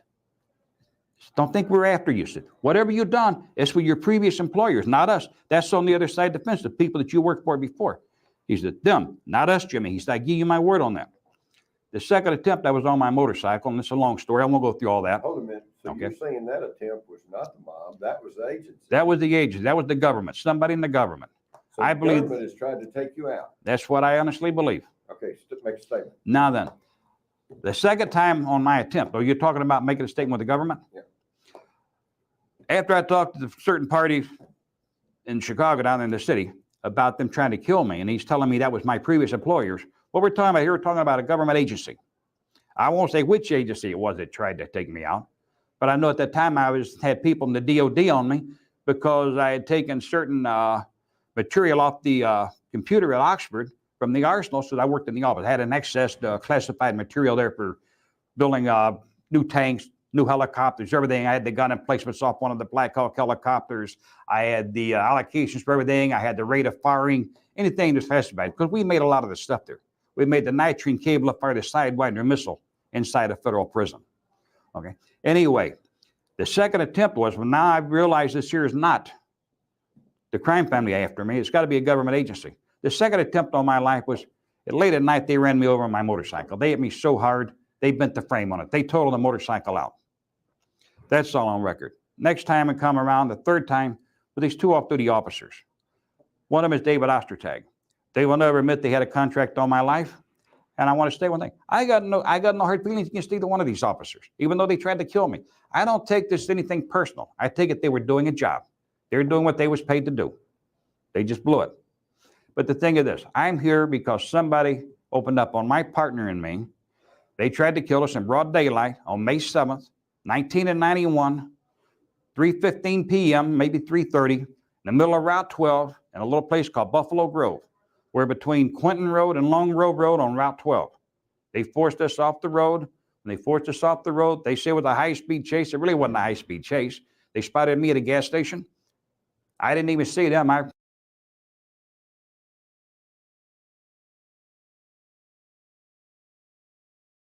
paid for the gas, got in the car. My partner, David Morley, he was driving. As we pulled out from there, they got in behind us. They got up alongside of us. He started to hit the gas to go. I told him, now hold it, pull it over. We don't run from nobody.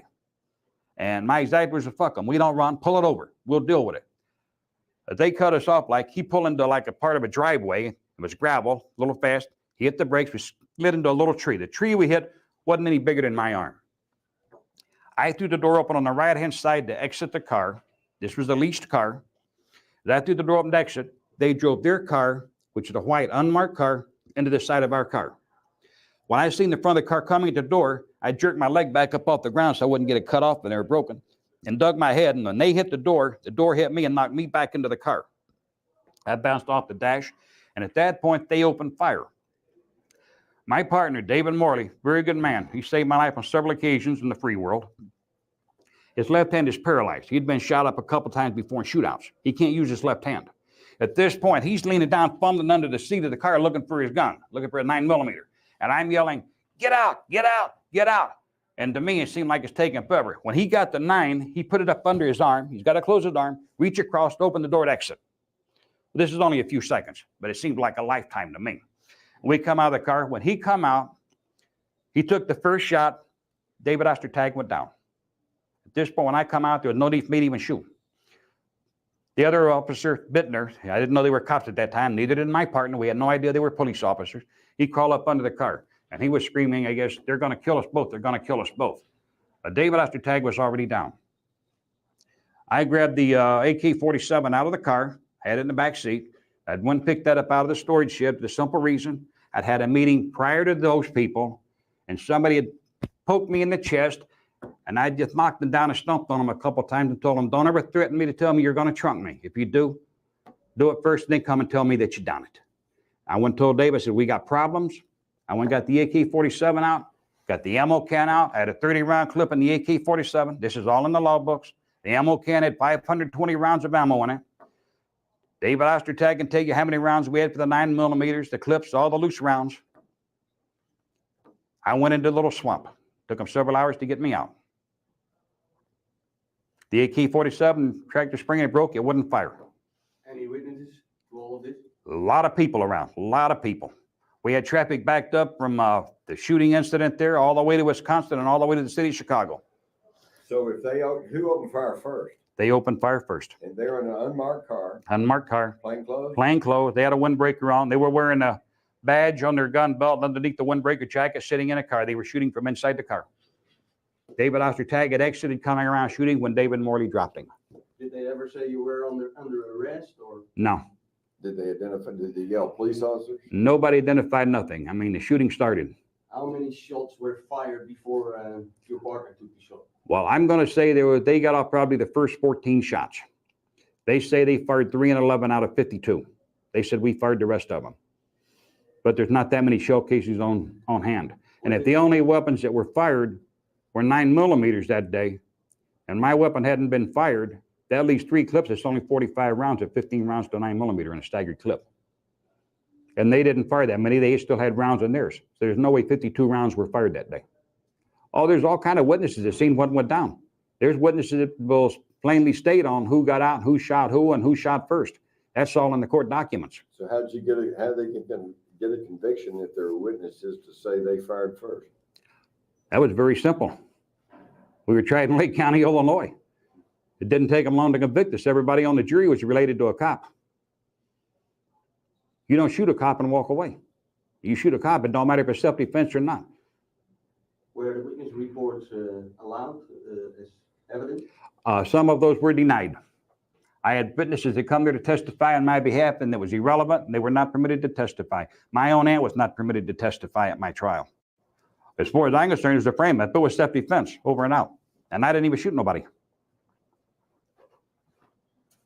Tell us a little bit about your military background and when and how you were recruited into the CIA. I went into the military in January 1959, regular Army.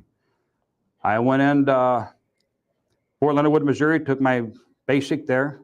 From there, I went to Fort Polk, AIT training there. I went to Bragg for airborne, went to Laos. In Laos, I got in trouble over there. I'm not really in trouble. We had some problems. I executed 2 of my own men. I was court-martialed. I wrote my own court-martial. I wrote the report if they got me court-martialed. I didn't write the court-martial itself, but the report I wrote was the result of it. And they knew that I was right. Every JCS knew that I was right. I went for a 90-day evaluation, and I was recruited out of the Veterans Hospital. And there has been claim numbers located on that. Some say they're not mine, but they were. Phillips recruited you or Shackley recruited you? Shackley recommended me. Phillips is the one that recruited me. He come to see me and told me he had a job waiting for me. I walked out of the Veterans Hospital. Where was that? That was there in Maywood, Illinois. Who was director at that time? I don't even remember that far back. I don't remember Dealey was still there. If he was already out or not, I don't remember. At that time, I knew virtually nothing about the CIA to speak of. I only knew it existed. Did you go through any training or they just He accepted? took me in like I was at for what he wanted me for. I'd already been through all my training, advanced training for to go to Laos. I'd already been to Laos and back again. And he wanted me to work and train some of the Cubans. Are you a pilot? I can fly, yes. Did you ever get a pilot's license? I had a pilot's license at one time, yes. Who'd you fly for? I flew basically for myself. Now, if you want to ask me who was paying me, the agency was paying me. I did a lot of things. I flew a lot of planes, but I didn't have no company name or nothing. I just had a plane and went up. A lot of it was considered to go back through Southern Air Transport, what we call SAT. That's CIA. Yeah, CIA Priority Company, yeah. What about DEA? You ever worked for them? Never worked for the DEA. I had a chance at one time and I turned it down. That's when they had what they call the Halloween Massacre. I believe it was, and I'm going to say, I think it was Bobby Ray Inman that fired like 3,000 contract agents at one time. That's back in the 70s. Yeah. And at that time, this is when they were forming the DEA, and they wanted a lot of people to go to work at the DEA because they had operations in that part of the country down there in Central America and around, and they needed people that knew the area. And I was approached and I was asked if I would be willing to join that force, and I told them, no, I will not. I'm not going to work for anybody where you arrest people. How long do you figure the government, CIA, FBI, as official agencies, has known about your participation in the JFK hit? Well, I didn't know it at the time, but I've learned and I've seen the records. I've even been given the name of it, but the party that was the informant, and he was tie-in between both the CIA and the FBI, and he was the one, and how he knew I was in Dealey Plaza, I don't know, but he told the FBI that I was in Dealey Plaza and that I was one of the shooters. When did that happen? And he told them that in early as 1964. And nothing was done about it. I never even knew anybody knew about it until I seen some of the documents here a couple of years back. Is it true that during the Clinton administration that you were presented as a threat to national security? That was in 1998. The historian for the 82nd Airborne, he was doing a lot of research area on me. His name was John Grady. He recently passed away, which I'm sorry to say. Very, very, very nice man. He also is a good veteran. He served in World War II.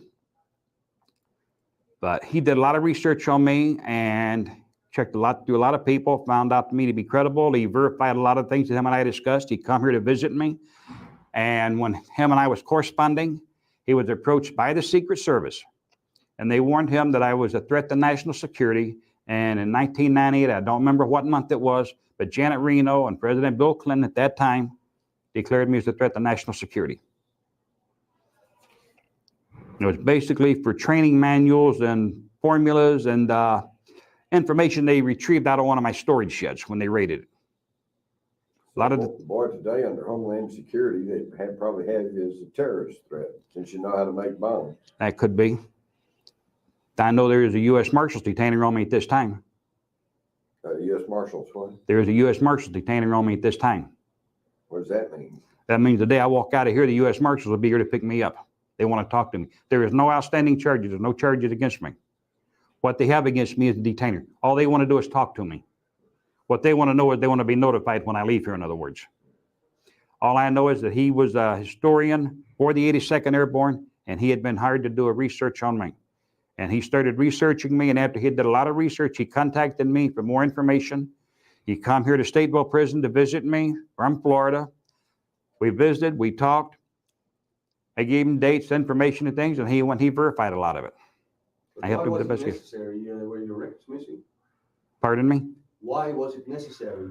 Were your records missing, or? When it got down to my records, nobody had ever heard of me.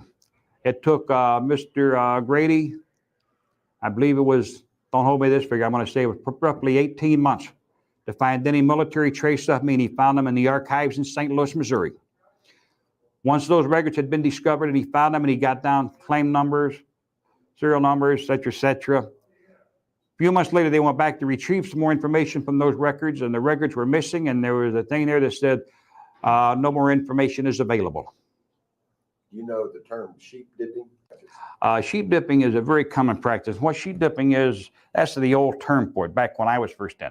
Like we went to Laos, there was no Americans going over there. I mean, let's face it, no Americans went to Southeast Asia until like 62 or 63. But what a lot of people don't realize is Southeast Asia is the old Indochina. We were there during World War II. We never come out of there. And as the old saying goes, India Alpha Charlie, or you know, how they go, Charlie India Alpha went up into the northern part of Indochina and never come out. They went up there for the drug trade, the opium trade, the heroin, because that's the golden triangle. And that's where, going way ahead in years, that's where the golden, the body bags and the stuff coming out of Vietnam was all at, stashed in human bodies coming out of the corpses. You go and you're sterile. You don't care, you wear no dog tags, you're not registered to any country, to anybody. If you're caught, you're retrieved, you're sterile. What sterile means is there's no tiebacks to anybody. You've got no trading validity. So what they do to a mercenary, they stand him up and they shoot him. He's executed. And you can't say you work for anybody because they're not going to believe you anyway because you can't prove it. So when you go sheep dip, you go sterile, you're on your own. In other words, your ass is hanging out off of the limb. Be careful it don't get chopped off. And that's a common practice. Common practice. Still practice, still used today. At what level do you think the decision was made to hit Kennedy? I would say that decision was made higher up, way high up. I'm going to say higher than Sam Gincana? Oh, way higher. Higher than LBJ? I would say much higher than LBJ. LBJ was fixing to go to prison. A lot of people may not realize that, but he was in a lot of trouble. J. Edgar Hoover, he was in a lot of trouble. But that's different ballgame right there. But they relished by his death. But J. Edgar Hoover had knowledge of Kennedy's assassination 6 months in advance, and that's documented records from the National Security Agency because they forwarded the information to him. Because they picked it up on the link, on their link out of Scotland. Are you aware of JFK's attempt to issue interest-free money? I didn't know that until very recently. Very recently, I just read a book called Rule by Secrecy by Jim Marrs. And that's the first time I ever heard that John F. Kennedy had authorized money to be printed. I always thought it was by the Federal Reserve. But I got to say, like, I've never read much in that field. I've never heard of J.F. Kennedy. I've never read about him. I know very little about John F. Kennedy. Are you remorseful about shooting Kennedy? For many years, no, I wasn't. But as the time goes by, I'm not saying remorseful for shooting Kennedy. Maybe I'm more remorseful for how it affected this country and for the things it's done. Maybe John F. Kennedy did do some good things for this country. I'm not really sure. But I got a lot of remorse for a lot of things that I've done. But that's for the simple reason I've got my life turned around a little bit. So I can't be as hard as I used to be. I try to have a lot of compassion for my fellow man. But for John F. Kennedy, got to be honest, yeah, let's say I got a little remorse there for him because not specifically maybe him, but like for his family, for the kids and all. But at the time when we acted, I felt that I was right in what we were doing. Why did you dislike the man? I dislike Kennedy. The reason you got to understand, I didn't like Kennedy for one reason. I didn't know the man personally, never met the man, never seen him in person as far as I know. The whole thing was, I was heavily involved in training for the Bay of Pigs. I didn't go with them. I wasn't on the shoulder. I wasn't a soldier. I didn't go there and fight. I never fired a shot. I trained them in setting up demolitions, making bombs, weapons, ambushes. We call them MAs, mechanical ambushes, firing weapons, trained them in weapons trade, and some hand-to-hand combat. What I did wasn't all that important, but you get to know guys. You work with them all day. You're out there at the fire of the night. You sleep out there in the wilderness. You know, you live together for a while. They get trained. They go away. If I'd have had my choice, I'd have went with them. Luckily, I didn't. But when they went there and they got slaughtered, got arrested, put in prison all their lives, tortured, killed, it was a mess. All because Kennedy, and we had all kind of firepower sitting out there waiting. We got to have some good airplanes there. They shafted them bad. Kennedy wouldn't do it. He got scared. He wouldn't go for it. When I say Kennedy got scared, he was scared of Khrushchev, Russia and them. But the whole thing was this. That's one of those things. They called it off. It was a no-go. They had no support. They went in. They got their ass shot off. So you felt like Kennedy had betrayed him? Oh, Kennedy betrayed. I felt like he really betrayed me, even though he didn't even know who I was. But he betrayed the operation itself. And this was a government-sanctioned operation without a doubt. And when this happened, and then later I found out that a lot of the people that we had trained as supposed to have been there, they were put on I want to call it a banana boat, like a freighter. And these people, they were trucked around. There's several hundred men on this freighter. And they're giving them like a 5-day joyride around the Gulf of Mexico instead of taking them over there to fight. And these guys, these Cubans, I mean, they were dedicated. They were dedicated where these were, well, when you get down to it, what's a patriot, what's a terrorist? The Cuban that have been terrorists, that's the patriots, okay? A patriot and a terrorist, the only difference is what side of the fence you're on. Everybody's fighting for what they believe in. But these Cubans, they were fighters. They wanted to go. And they were very, very upset with the agency and a lot of other people.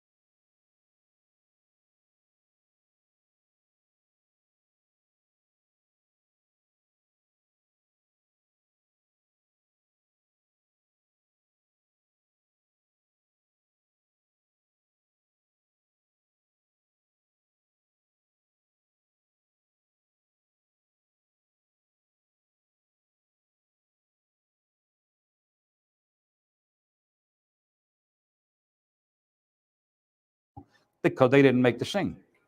During that time, during the time of the Bay of Pigs, while you were training, moving around the Caribbean,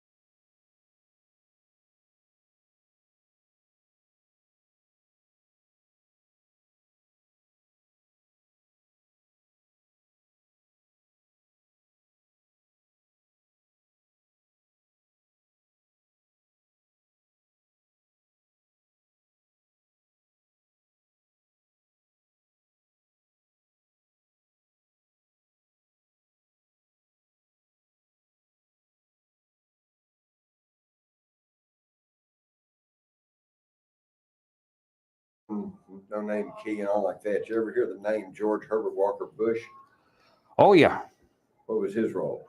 George Herbert Bush, I don't know, a lot of people ain't going to believe this, but he worked for the CIA back as early as 1961 that I know of. How did he work for him? What did he do? I don't know what all he did, but he did a lot of recruiting work. I know he was there at the beginning for what we call Group 40, Special Operations Group, Group 40. And if you want to know what Group 40 was, Assassination Group.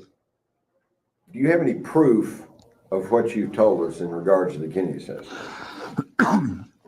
When it gets down to this part about a lot of people ask a lot of different questions about things, the one thing that I could verify right now, which cannot be made public, is the ledger, diary, ledger, whichever you prefer to call it, is a book with some papers and things that Sheriff Nicoletti gave to me before he was killed. Things got pretty active here. Sam Giancana was the first one to be killed, and that was in 75. And I'm not sure, maybe September. It was 75. Go there. He was killed. And the night he was killed, Johnny Roselli was in town. But I saw Johnny Roselli at the airport. And when Johnny Roselli come in, we didn't talk or anything. I was there to pick somebody else up that come in on that flight just by coincidence. And I was picking up a party that I did a lot of work for, collecting money and things. But anyway, I seen Johnny. We just nodded at each other. He had another man with him. When they left, we was right behind them. They got in their vehicle outside. We took off. We went down the road. We went down River Road, proceeding south. And the kid with me said, the only place Johnny could be going would be going over to see Sam. Fifth Avenue on River Road there in Belmont, they had a place they called the Blue Horizon. Johnny pulled in there momentarily, let the guy with him out. Whoever this guy was, he wasn't going to Sam's house because Sam didn't like a lot of people coming to his house, and if he didn't know him, they wasn't going to get in anyway. And Johnny went on. I went my way. Johnny Roselli went his. Johnny Roselli, the next morning I woke up, Sam Giancana had been executed, gangland style. When he was killed, bells went off of me. Johnny Roselli had to be the one to do it because he was there. I know he went to Sam's house that night. The following year, Johnny Roselli was killed. When Johnny Roselli was killed, the party, figures the same guy that he probably dropped off. There was 2 people killed down there in Tampa, St. Pete, there in that area. It was got rid of at the same time. One was Johnny Roselli. The other one, another party unknown, whoever it was. I don't remember the name of him now, but evidently it was a friend of his that had traveled to Chicago.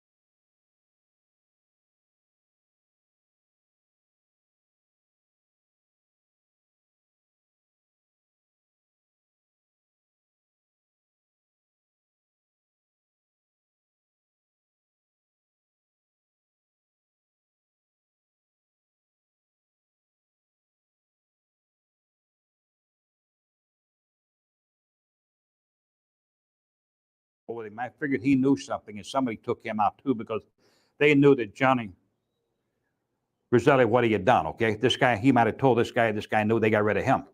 And when it comes down to it, the crime family did not have Sam Giancana killed.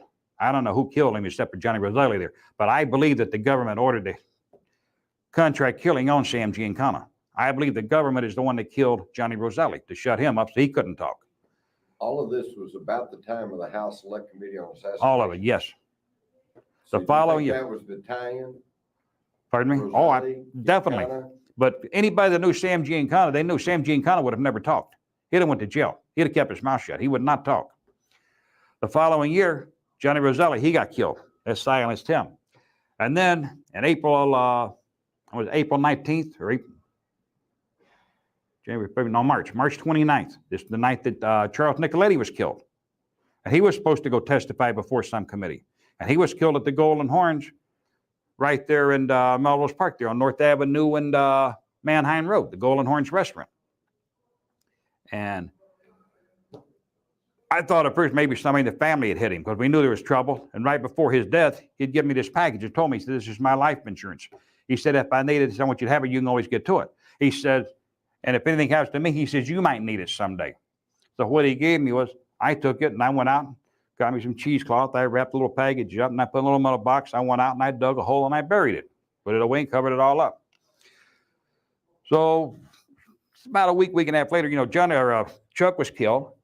After he was killed, right after that, and maybe another week, 10 days later, I had two places on Lake Street there in Melrose Park.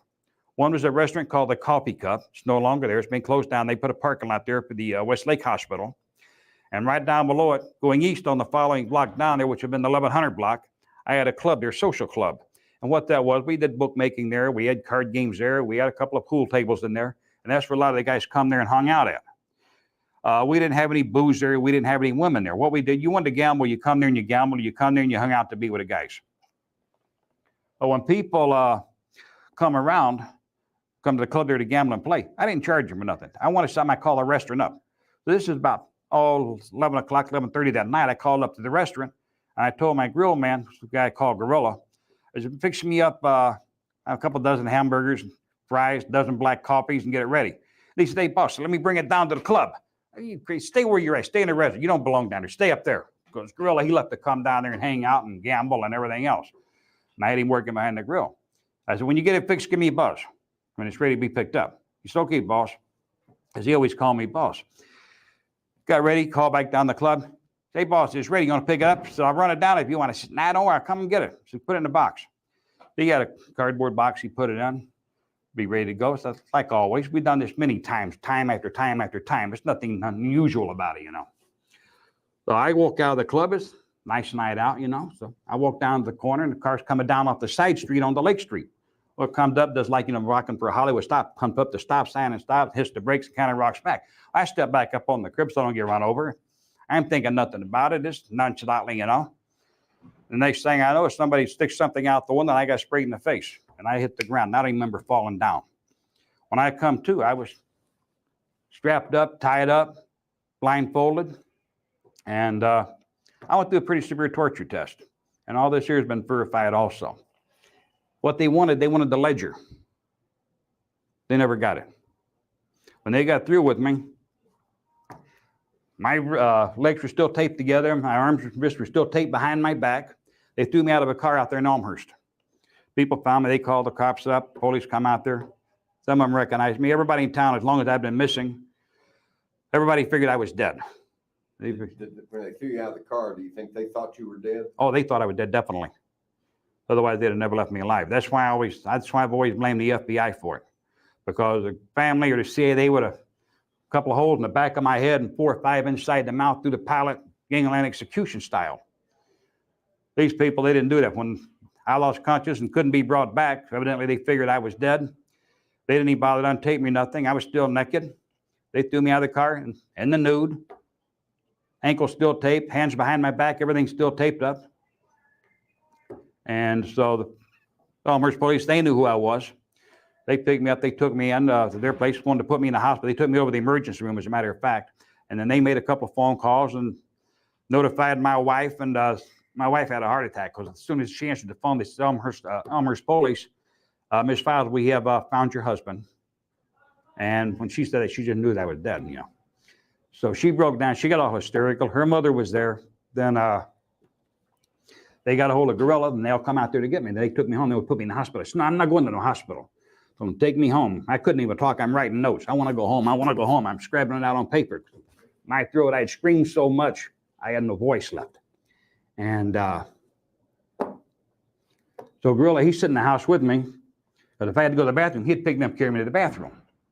And he's sitting there. I got a Remington Model A70 on the side of it, stamped law enforcement only, rolling stock, 8 rounds in it. I had a gun car in the driveway, one on each end of the block. Some of the Broadview police, they said, man, you need help. I said, we'll cover you. We'll park our cars at this. No, I got my own guys here. Don't worry about it. Just don't let nobody mess with them. They said, we got you covered. Your guys are okay. Don't worry about it. So over the next 3 days, like 4 days, until I get to where I could talk again, Gorilla stayed there at the house with me. He didn't even go home. And they never got the ledger. That's still missing. Not missing. I know where it is. And let me clarify one thing. Nobody in the world knows where that is but me. It's right here. Nobody else can ever take them to it. Still your insurance policy. It's still it. And if I die, all those secrets in that book go to my grave with Now, me. what's all in that little package? There's a little box, It's right? a little box, little package inside cheesecloth, inside a metal box. What's in there? What is in there? And this side, this ledger, what they want. I got a few other things in there, but what they want is this ledger because it's got just about basically every murder that was carried out in the Chicagoland area. It's got dates, it's got names, figures of money, different things, reasons why, people who ordered it. Anything in there about the JFK hit? You got, there's a couple little lines in there. It's got JFK down. It's got the date on it. Basically, that's it. Anything else in there that concerns the assassination? No, just that, just the date and the name and everything, but it's all in Chuck's own handwriting. What was in the package was I disposed of a lot of it, like Secret Service identification. I didn't need that. I disposed of the little map, the last minute change, that was irrelevant. I burned all that stuff. I've got rid of all that. The only thing I kept was the ledger. The ledger pertained basically to the contracts from around town, local people, people that was paid, people that was hit, the dates, when it happened, and sometimes the reason why. Well, why would the FBI care about all that? Oh, they'd love that because they could put a lot of people in jail. And they could clear a lot of cases. Oh, they could have cleared a lot of cases. They could close the door on a lot of murder cases. I'm going to say probably somewhere in the neighborhood of maybe 60 contract killings in Chicago over the years there. Why did you burn the motorcade route? I didn't need it. It wasn't important to me. What's it good for? That was only another admission to a part of a murder. Evidence. Charles Nicoletti is dead. At this point, the only thing I'm going to hold is that ledger. Like he said, that ledger is everything. Diary, ledger, whatever you want to call it. But everything else I disposed of. I had no need for it. Yeah. Tell us a little bit about Lee Harvey Oswald and your impression of him. My impression of Lee Harvey Oswald? Lee Harvey Oswald is a very quiet type person, secluded, very private. Mild-mannered, you might say. He wasn't one that he didn't do a lot of boasting or bragging. He didn't do a lot of cabareting. I mean, what he did, he kept to himself. Lee Harvey Oswald, as far as I'm concerned, I like the guy. Very intelligent, very intelligent. When we got into certain subjects, I mean, he could make me look like a dummy. Let's face it. So he's a lot better educated than... Oh, he's a lot better educated than what people say. Lee Harvey Oswald, he had very good self-control because he had a little scar up on his lip. And I asked him one time how he got it, and he told me it was in the Marine Corps. Somebody hit him with the butt of a rifle up here. I thought, you must have ripped their guts out or some ripped their ass out. He said, no, he said, I didn't do that. So what do you mean? He said, it's an accident. He said, I didn't get upset about it. But that's the type of person he was. He was calm. He was collect. Capable of killing someone? No. Lee Harvey Oswald, everybody's capable of killing somebody. Let's face it. You got your back to the wall. But is Lee Harvey Oswald a killer? No, he wasn't an assassin, no.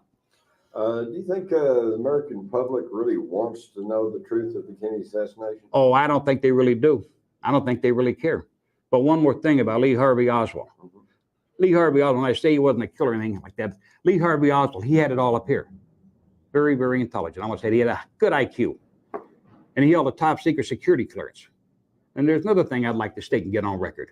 They talk about Lee Harvey Oswald, all this and that, and him running off to Russia. The only way Lee Harvey Oswald could have went to Moscow.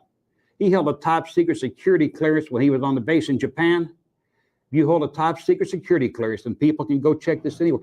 In the days of the Cold War, you did not jump on a plane and fly to a communist country, and I don't care who you was. You had to be cleared for it. The only people that could have engineered that for him to go to Moscow was the CIA. And the Russians were so scared of Lee Harvey Oswald over there, not fearful of what he'd do to them. They knew what was going down. They gave him a place to stay, and he wound up marrying Marie over there. And they was too happy to put him on a plane to send him back to the U.S. Gave him money. Yeah. What was going down then? What was the mission for Lee Harvey Oswald? I have no idea what the mission was, but he went over there for some reason. I never asked him. He never told me. I never asked him why he went to Russia. But you cannot tell me that he was disgruntled with this country and he wanted to go there and be a member of the Communist Party. There's no way. He took a cover and he went, and they just wouldn't buy the story. Would you describe him as patriotic? I would say Lee, he did a lot of work for this country. Everything he did was based basically on this country. He was not a traitor. I don't care what anybody says. All the research based, everybody can say all they want. I know Lee Harvey Oswald. He wasn't that type of person. He wasn't a traitor. Has any other journalist other than myself come and talk to you? As a journalist, outside of Joe West and Bob Burnham, no. I've never given any other interviews to anybody. You didn't talk to Mike Cochran? Mike Cochran. Who's Mike Cochran? He was with the Associated Press. No, I did not talk to Mike Cochran. I talked to a guy by the name of David Folsom from there, but he never come here to visit me. We only wrote through letters. Okay. Oh, okay. Why do you suppose the news media doesn't take an interest in your story? Nobody wants to admit it. Everybody thinks I'm a nut job. But like I say, I've had enough things that I've said. It's been clarified, been verified. There's documents. But nobody really wants to solve the Kennedy case. The American people, I don't really think they care. The news media, they need something that they can go with every year. You get a lot of people that make a lot of money writing books. I don't know how many books has been wrote about it. A couple thousand. Yeah. Why put all them people out of work? If you consider that you're talking to the American public, what would you tell them about the Kennedy assassination? At the time, I believe the Kennedy assassination was a necessity. The reason it was carried out, the reason it was ordered, in my own belief, is the money people, the power people, they wanted to stay in Southeast Asia.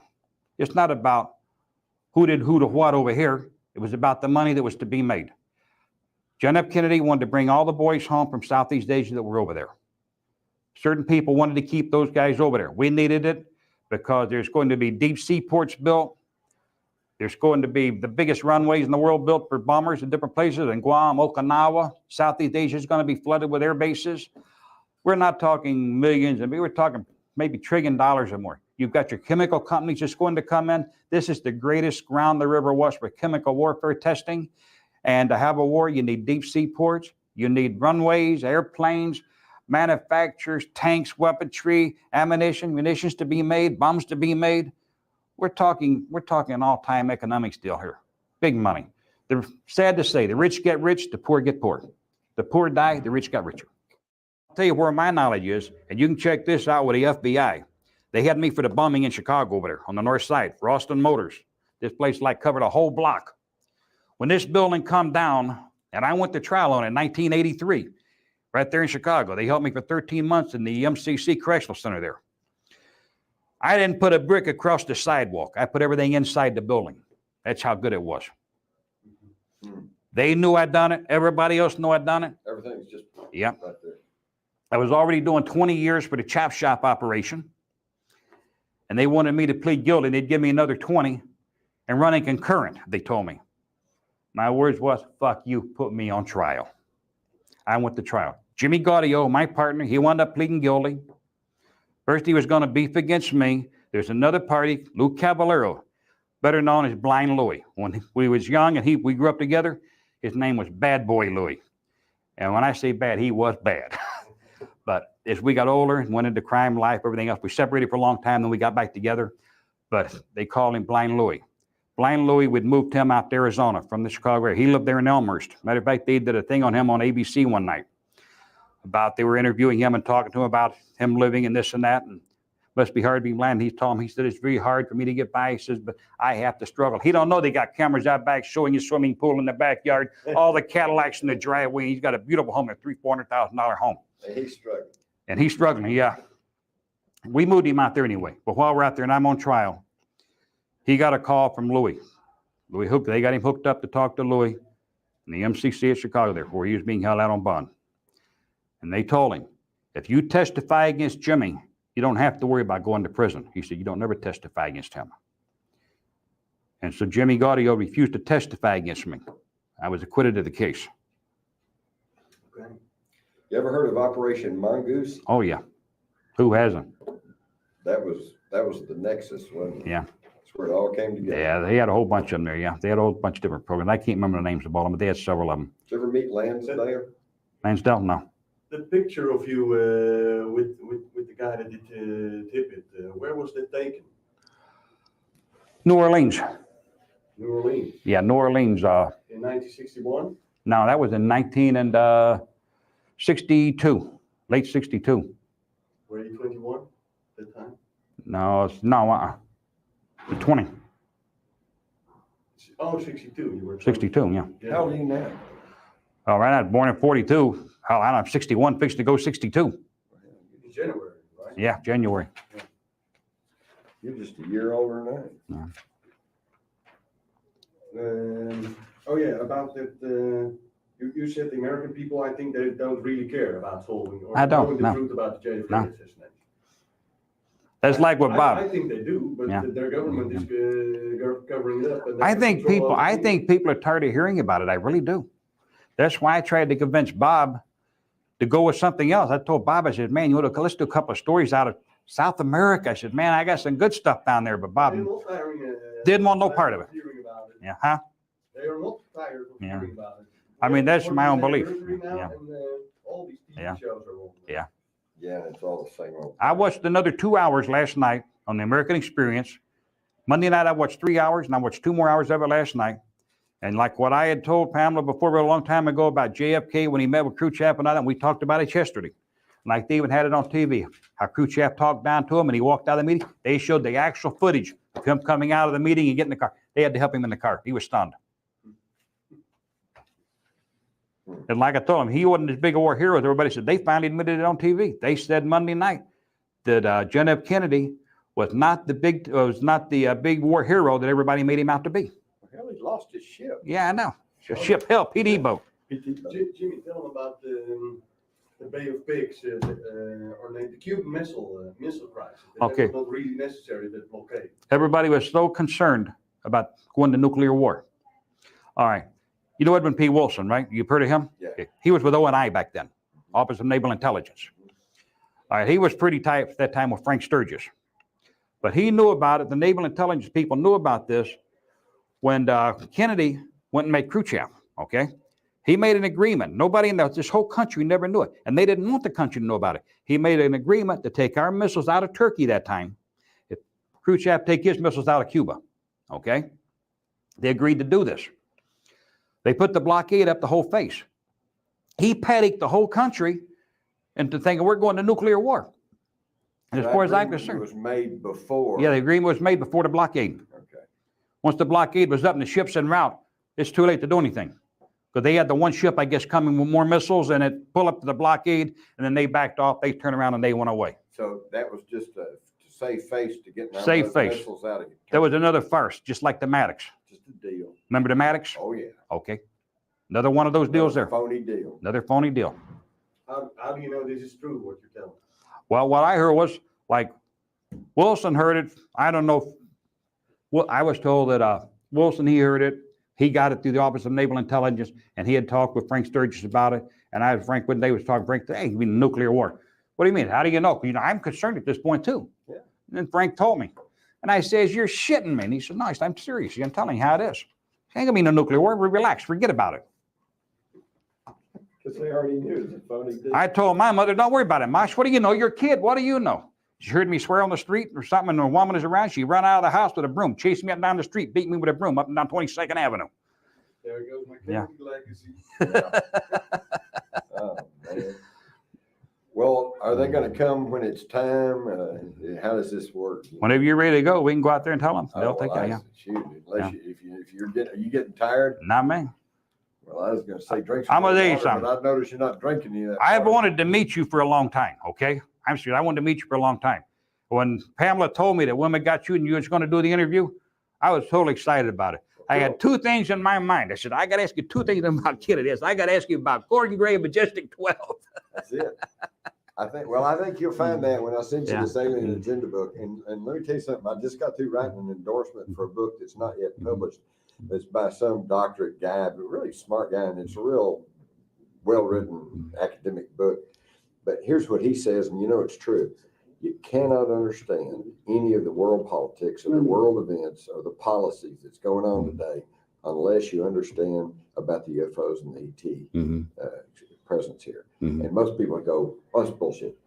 And they set it aside, and then they wonder, why is this going on? Why is this like this? Why is this like this?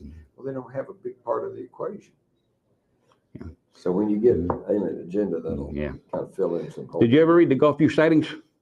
Oh, yeah. I read that one. I read that. I was fascinated with it. Gulf Breeze. Gulf Breeze, that's what a I've Gulf been to Breeze. Gulf Breeze. Yeah. You know where Hubbard Field is? Right next to Eglin. It's a little private airfield there, run by the CIA.